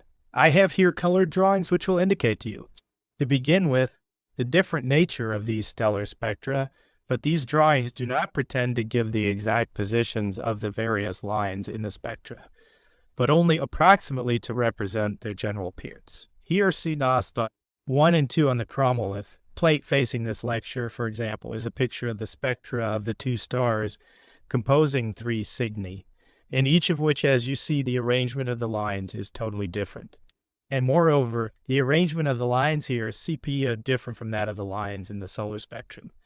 Mr. Huggins specially describes the spectra of 2 particular stars, of which we have here an exact diagram, Fig. 5.1. RRLI upper drawing represents the spectrum 23G, spectrum analysis. I like the 6 of Aldebaran and the lower of Betelgeuse, the star, known as in the constellation of Orion. This drawing is made on a similar plan to Kirchhoff's diagrams of the dark lines in the solar spectrum. The longer lines represent the dark bands in the stellar spectrum. The shorter ones beneath represent the bright lines of the metals with which the star spectrum was compared, the symbols of the elements thus examined being added. Then, the result at which we have arrived is that the constitution of the starlight, although not identical with the light given off by the sun, is yet similar.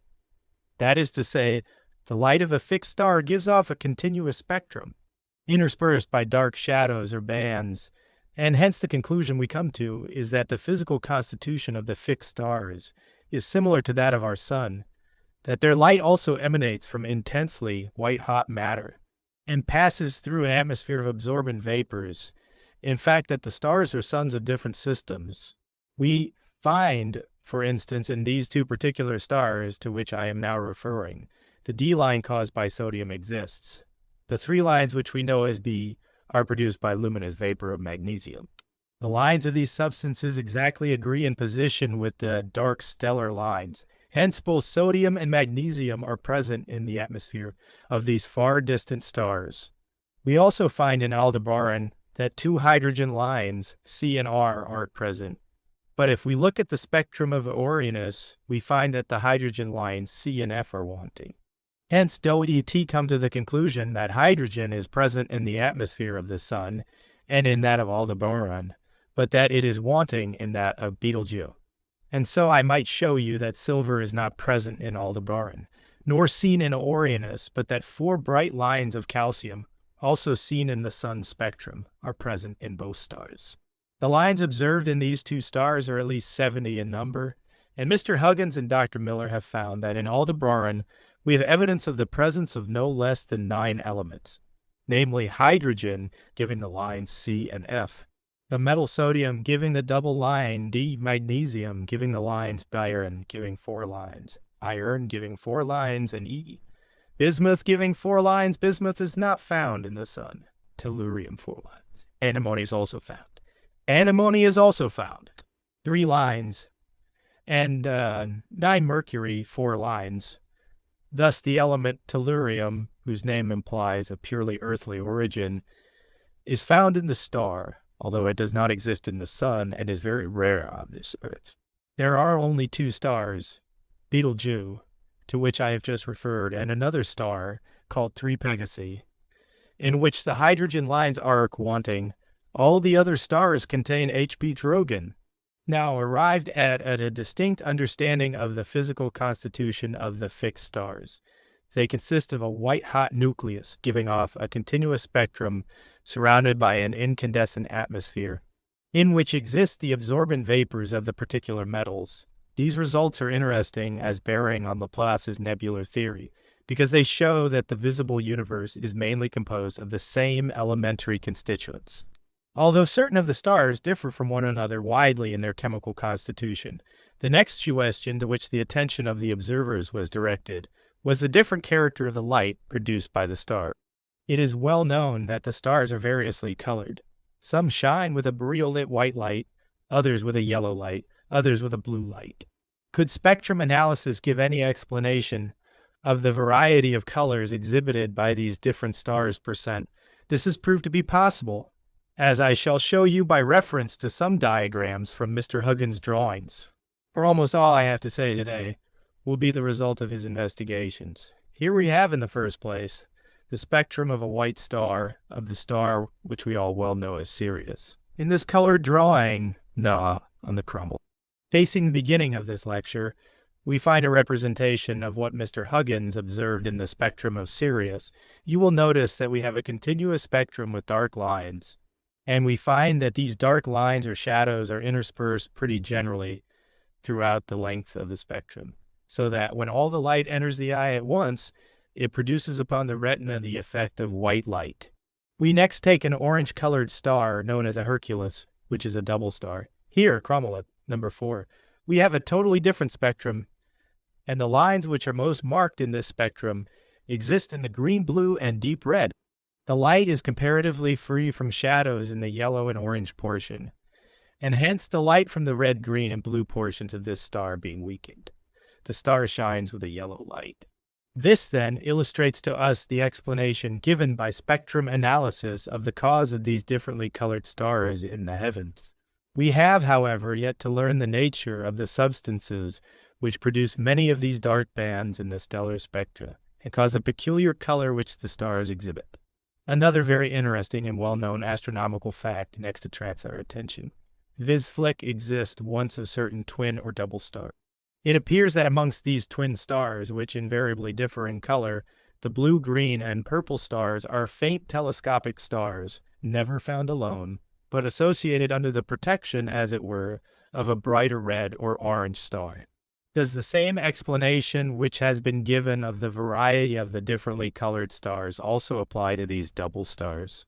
We have here, number 2 on the chromolith, a diagram of the combined spectra of the 2 double stars existing in 3 Cygni, above the orange star, below the blue star. This one is orange because there are so many dark lines in the blue and red, whilst there are none at all in the orange portion of the spectrum. In the blue star, on the other hand, we have a vast number of very fine lines existing in the red and in the orange, and a much smaller number existing in the blue. Hence, the light of this star produces upon the retina the effect of blue light. Padre Seclui 1, observing under the clear skies of Rome, has investigated the spectra of many hundred stars. He finds it possible to arrange all these stars in 4 groups, each characterized by a special form of spectrum. Group 1 contains the white stars, Sirius, Lyris, Vega, and C, whose spectra are especially characterized by 4 black lines, coincident with those of hydrogen. Group 2 consists of the yellow stars, having spectra intersected by numerous fine lines resembling those of our Sun. In this group, Secli reckons Pollux, Capella, Aquila, and our Sun. The third group contains the red and orange stars, Orionis, Hercules, 3 Pegasi, and C. the spectra of which are divided into 8 or 10 parallel columnar clusters of alternate dark and bright bands, one astronomische Nachrichten. 2810. Increasing ET intensity towards the red. Group 4 is made up of the small red stars, whose spectra are distinguished by a succession of 3 bright zones, increasing in intensity towards the violet. Out of 316 stars examined, Secchi found that 164 belonged to the first type and 140 to the second, whilst the few remaining constituted the third and fourth classes.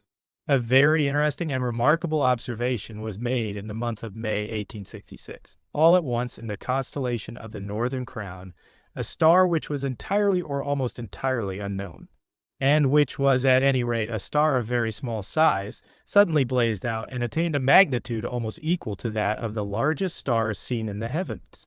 The examination of the spectrum of this particular star naturally excited the liveliest interest, and Mr. Huggins and Dr. Miller were fortunate enough to be able to investigate at frequent intervals this very remarkable phenomenon by means of Mr. Huggins' spectroscope, and to their astonishment found that this star, of which I here show you a diagram, chromolith number 6, differed altogether in its character from the ordinary stellar spectra, inasmuch as superposed on, or in addition to the ordinary stellar spectrum, which you see exhibited here, viz., one consisting of dark lines upon a bright ground. There were, in this particular star, bright lines.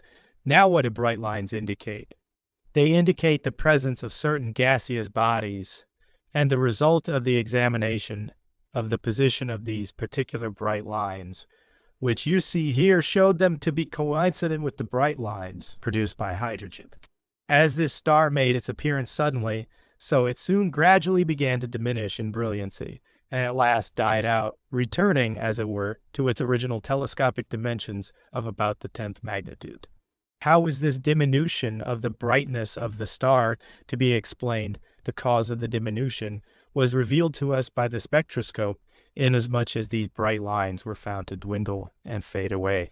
And it was observed after a lapse of 12 days, when the star had diminished in brilliancy from the 2nd to the 8th magnitude, that these bright lines became quite invisible.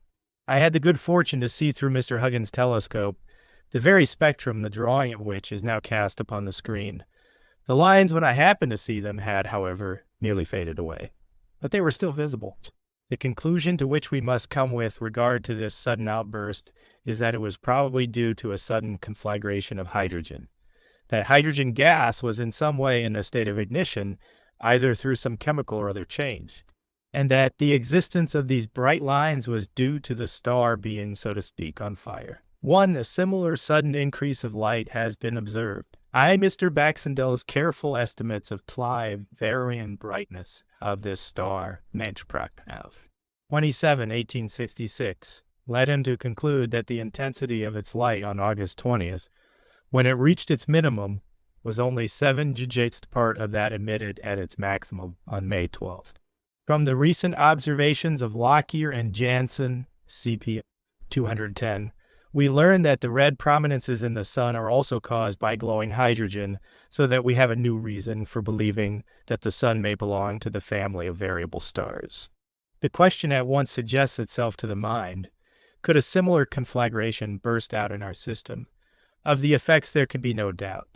The intensity of the sun's rays being increased nearly 800-fold, our solid globe would be dissipated in vapor almost as soon as a drop of water in a furnace.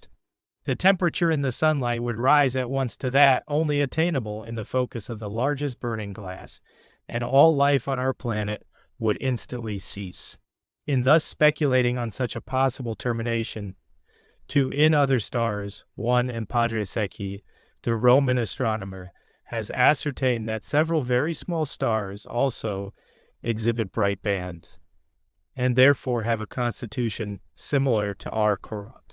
But he has not ascertained the accurate position of these lines, and it is therefore only in the case of the star examined by Mr. Huggins that we are really able to indicate the possible cause of the phenomenon. It is interesting to notice that the spectra of fixed stars contain, like the solar light, invisible chemically active rays. The spectrum of Sirius has been photographed by Mr. Huggins. The intensity of the light of this star is, according to the best measurements, the OON's part of that of the Sun, and although probably not less in size than 60 of our suns, it is estimated to be at the enormous distance of more than 130,000,000 miles. And yet, even this immense distance does not prevent us registering the chemical intensity of the rays, which left Sirius 21 years ago, Miller. And Mr. Lockyer has recently shown that in the spectrum, we have probably a means of determining the atmospheric pressure in the last layer of its chromosphere. The next point to which Mr. Huggins directed IDEA's attention was the examination of those most interesting and singular astronomical phenomena, the nebulae. The first nebula which Mr. Huggins examined with his spectroscope was one of that class of luminous bodies termed planetary nebulae in the constellation Draco. Our terrestrial history, it must be well understood that the probability of such an event occurring is undoubtedly infinitely small, and that the researches of geologists do not lead us to suppose that any approach to such an occurrence has ever taken place in former geologic ages. On the 20th August 1864, Mr. Huggins turned Lea's telescope onto this particular nebula. I am afraid I cannot give you any idea of the delicacy of such observations. Those, however, of my audience who have seen such a planetary nebula through a telescope will know that the light which those bodies give off is less than the light given off by perhaps even the smallest fixed star, and the difficulty of obtaining a spectrum and of examining the nature of this light is therefore exceedingly great. NCTA Weiss, on bringing the image of this nebula onto the slit of his spectroscope, to observe that he no longer had to do with a class of bodies of the nature of stars, that instead of having a band of light intersected by dark lines, indicating the physical constitution of the body to be that corresponding to the stars, he found the light from this nebula consisted simply of 3 isolated bright lines, of which we have here figure 62, and in number 7 of the chromolith, a very rough representation. If the spectrum of one Mr. Lockyer, in his admirable little book on astronomy, gives an idea of the extreme faintness of the more distant nebulas, the light of some of those visible in a moderately large instrument has been estimated to vary from tange to UTR-3 degrees zone, the light of a single sperm candle consuming 158 grains of material per hour. Viewed at a distance of 1/4 of a mile, that is, such a candle 1/4 of a mile off is 20 times more brilliant than the nebula. 44 spectrum analysis. To Lea's nebula had been continuous, it would have been very difficult to see it. It was only because the light given off consisted of 3 bright lines that he was unable to examine this spectrum at all. You will have already anticipated me in the conclusion that these most curious bodies do not consist of a white-hot nucleus, enveloped in an atmosphere and passing through which the light is absorbed, giving us dark lines. But, on the contrary, that these nebulae are in the condition of luminous gases, and that it really is nebulous matter with which we have here to do. The history of these nebulae is one into which I cannot SHIV 563. You all know that the names of Herschel and of Ross are associated with the most accurate and careful examination of these particular bodies, and that it is especially to the late Lord Ross that we are indebted for the very careful examination, by means of his magnificent telescope, of these most singular bodies. It now became a matter of the very greatest interest to examine the character of the light given off by the other nebulae. I will indicate to you the appearance of some of these nebulae, though very roughly, by means of the drawings. The nebula in Aquarius is seen in figure 3. The 24th redrawing of this nebula gives you but a faint notion of its appearance in the telescope. I may also show you another nebula, fig 64, having a spiral form, and whose spectrum exhibits a 4th bright line. Mr. Huggins then found, on examining the character of the lines which these nebulae give off, that the spectrum was likewise distinguished by the same 3 distinct bright lines. The questions will occur to everyone: do all the nebulae give similar spectra? And especially do those which the telescope had certainly resolved into a close aggregation of bright points give gaseous spectra?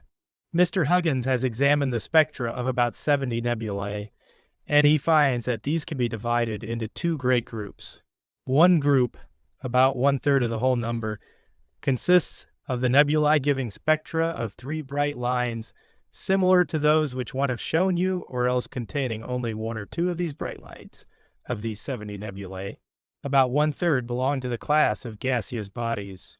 The light of the remaining nebulae and clusters becomes spread out by the prism into a spectrum which is apparently continuous. To the class of nebulae giving continuous spectra, the well-known nebula in Andromeda belongs. This singularly shaped body is visible to the naked eye, figure 65, and is not unfrequently mistaken for a comet. It was observed as early as the year 1612 by Simon Marius. The spectrum of this nebula, though apparently continuous, possesses some curious characteristics, the whole of the red and a portion of the orange being wanting, besides the brighter parts exhibiting an unequal and mottled appearance. Fit 66. It next becomes a most important point to ascertain the chemical nature of the three bright lines in the spectra of the gaseous nebulae. Mr. Huggins finds that the brightest of the lines of the nebula coincides with the strongest of the lines which are peculiar to nitrogen, whilst the faintest of the lines was found to coincide with the green line, F of hydrogen. The middle line of the three does not coincide with a line of any known element. The upper part of this drawing is intended to reproduce a portion of the solar spectrum. Here you see the dark line F due to hydrogen, and the lines formed by magnesium corresponding with the letter B. Below are the lines corresponding with some of the bright lines of hydrogen, barium, nitrogen, and magnesium, whilst between them are the three lines observed in these nebulae, figure 66. Now, it may be asked, how is it, if one of these three lines is due to hydrogen and another to nitrogen, that the other well-known lines of these elements are not present in the spectra of the nebulae? Can we come to the conclusion that nitrogen and hydrogen are contained in the nebulae, when we only see two out of the many characteristic lines? Why do not the others appear present with regard to this point? Mr. Huggins has quite recently shown, and I have to thank him for his kindness in allowing me to see the paper before it was published, that if the intensity of the light coming from glowing nitrogen be diminished to a certain point, only one line is seen, and if you diminish the intensity of the hydrogen spectrum, this one blue line, F alone, becomes visible.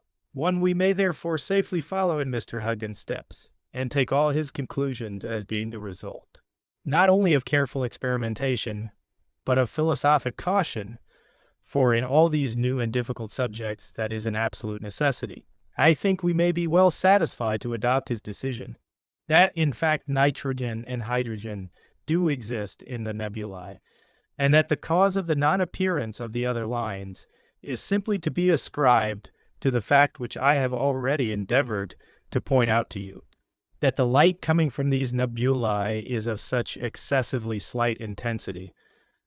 I am almost afraid to take up your time in exhibiting one. This fact has also been observed by Padre Siocchi.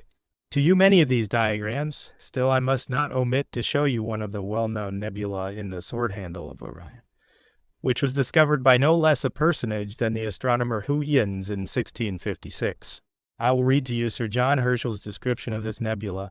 The general aspect of the less luminous and cirrus portion is simply nebulous and irresolvable, but the brighter portion immediately adjacent to the trapezium, forming the square front of the head, is shown with the 18-inch reflector broken up into masses, whose mottled and curdling light evidently indicates by a sort of granular texture. It's consisting of stars, and when examined under the great light of Lord Rosse's reflector, or the exquisite defining power of the great achromatic at Cambridge, U.S., is evidently perceived to consist of clustering stars. There can therefore be little doubt as to the whole consisting of stars too minute to be discerned individually even with those powerful aids, but which become visible as points of light when closely adjacent in the more crowded parts.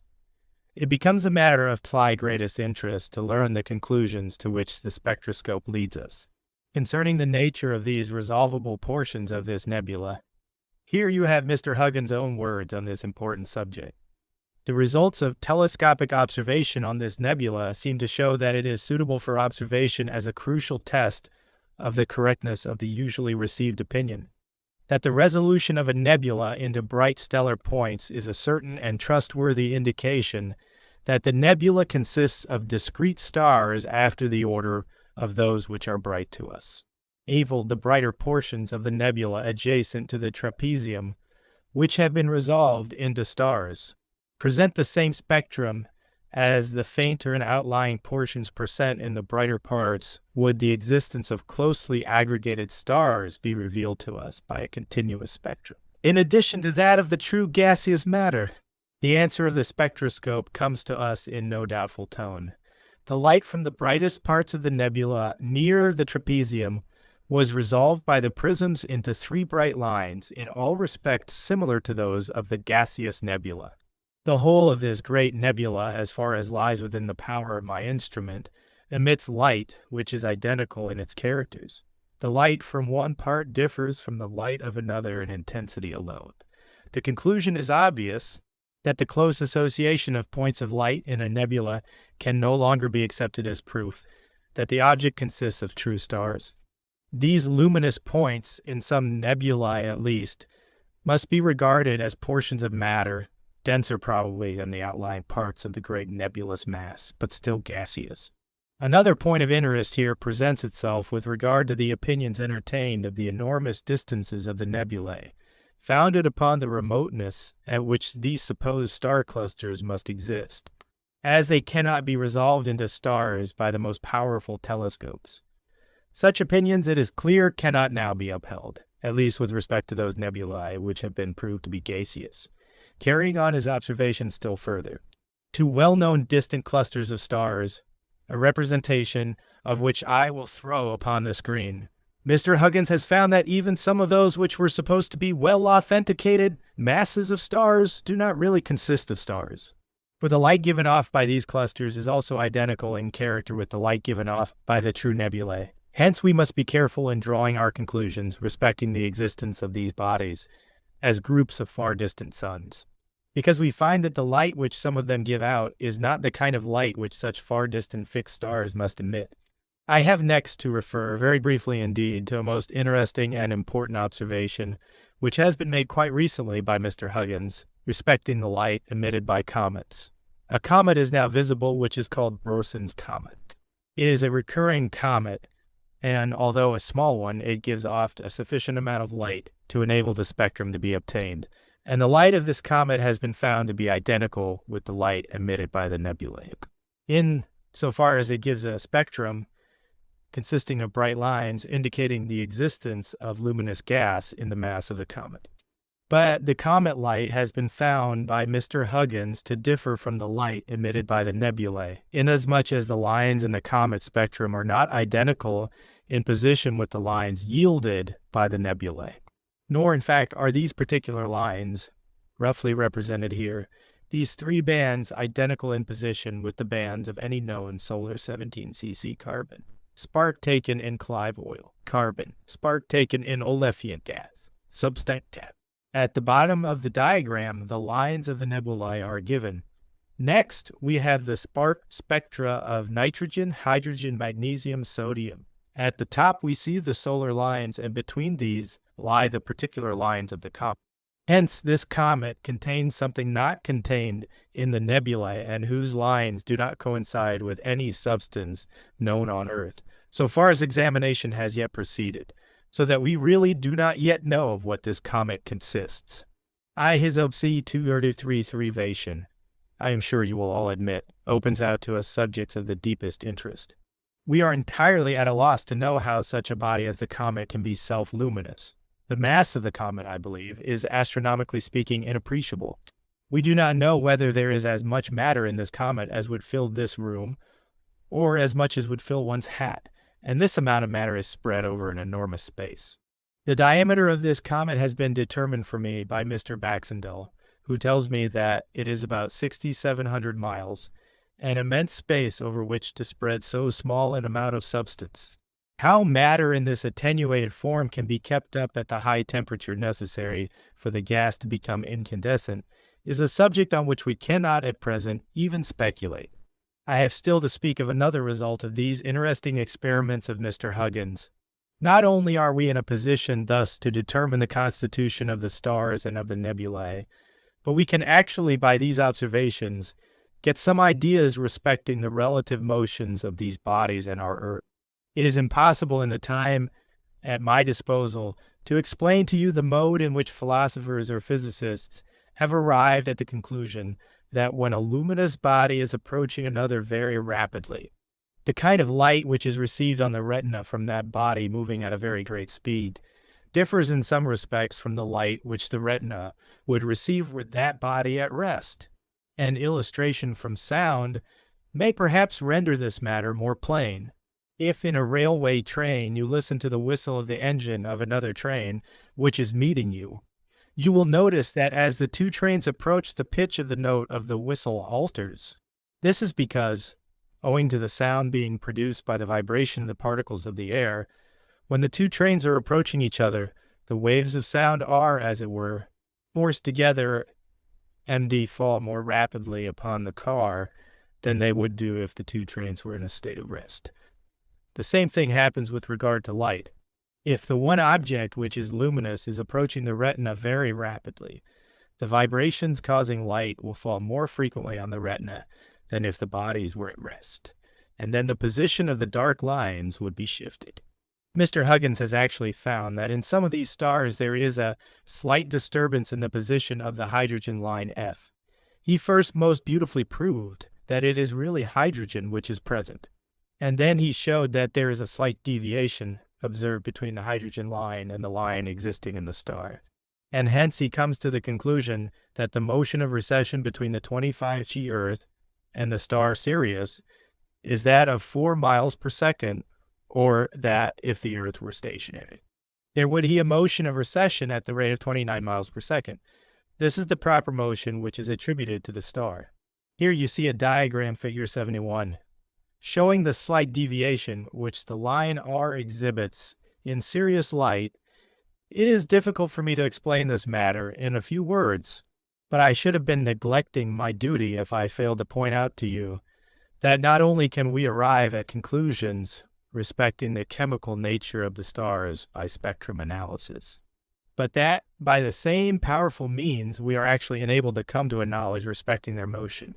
Adieti spherix, acum tube. In conclusion, I may say that I feel it would be idle in me to attempt to add any words as to the importance and grandeur of the subjects, which in these lectures I have so imperfectly brought before you. I leave the facts to speak for themselves, and I have only to thank you most heartily for the kind attention with which you have honored me.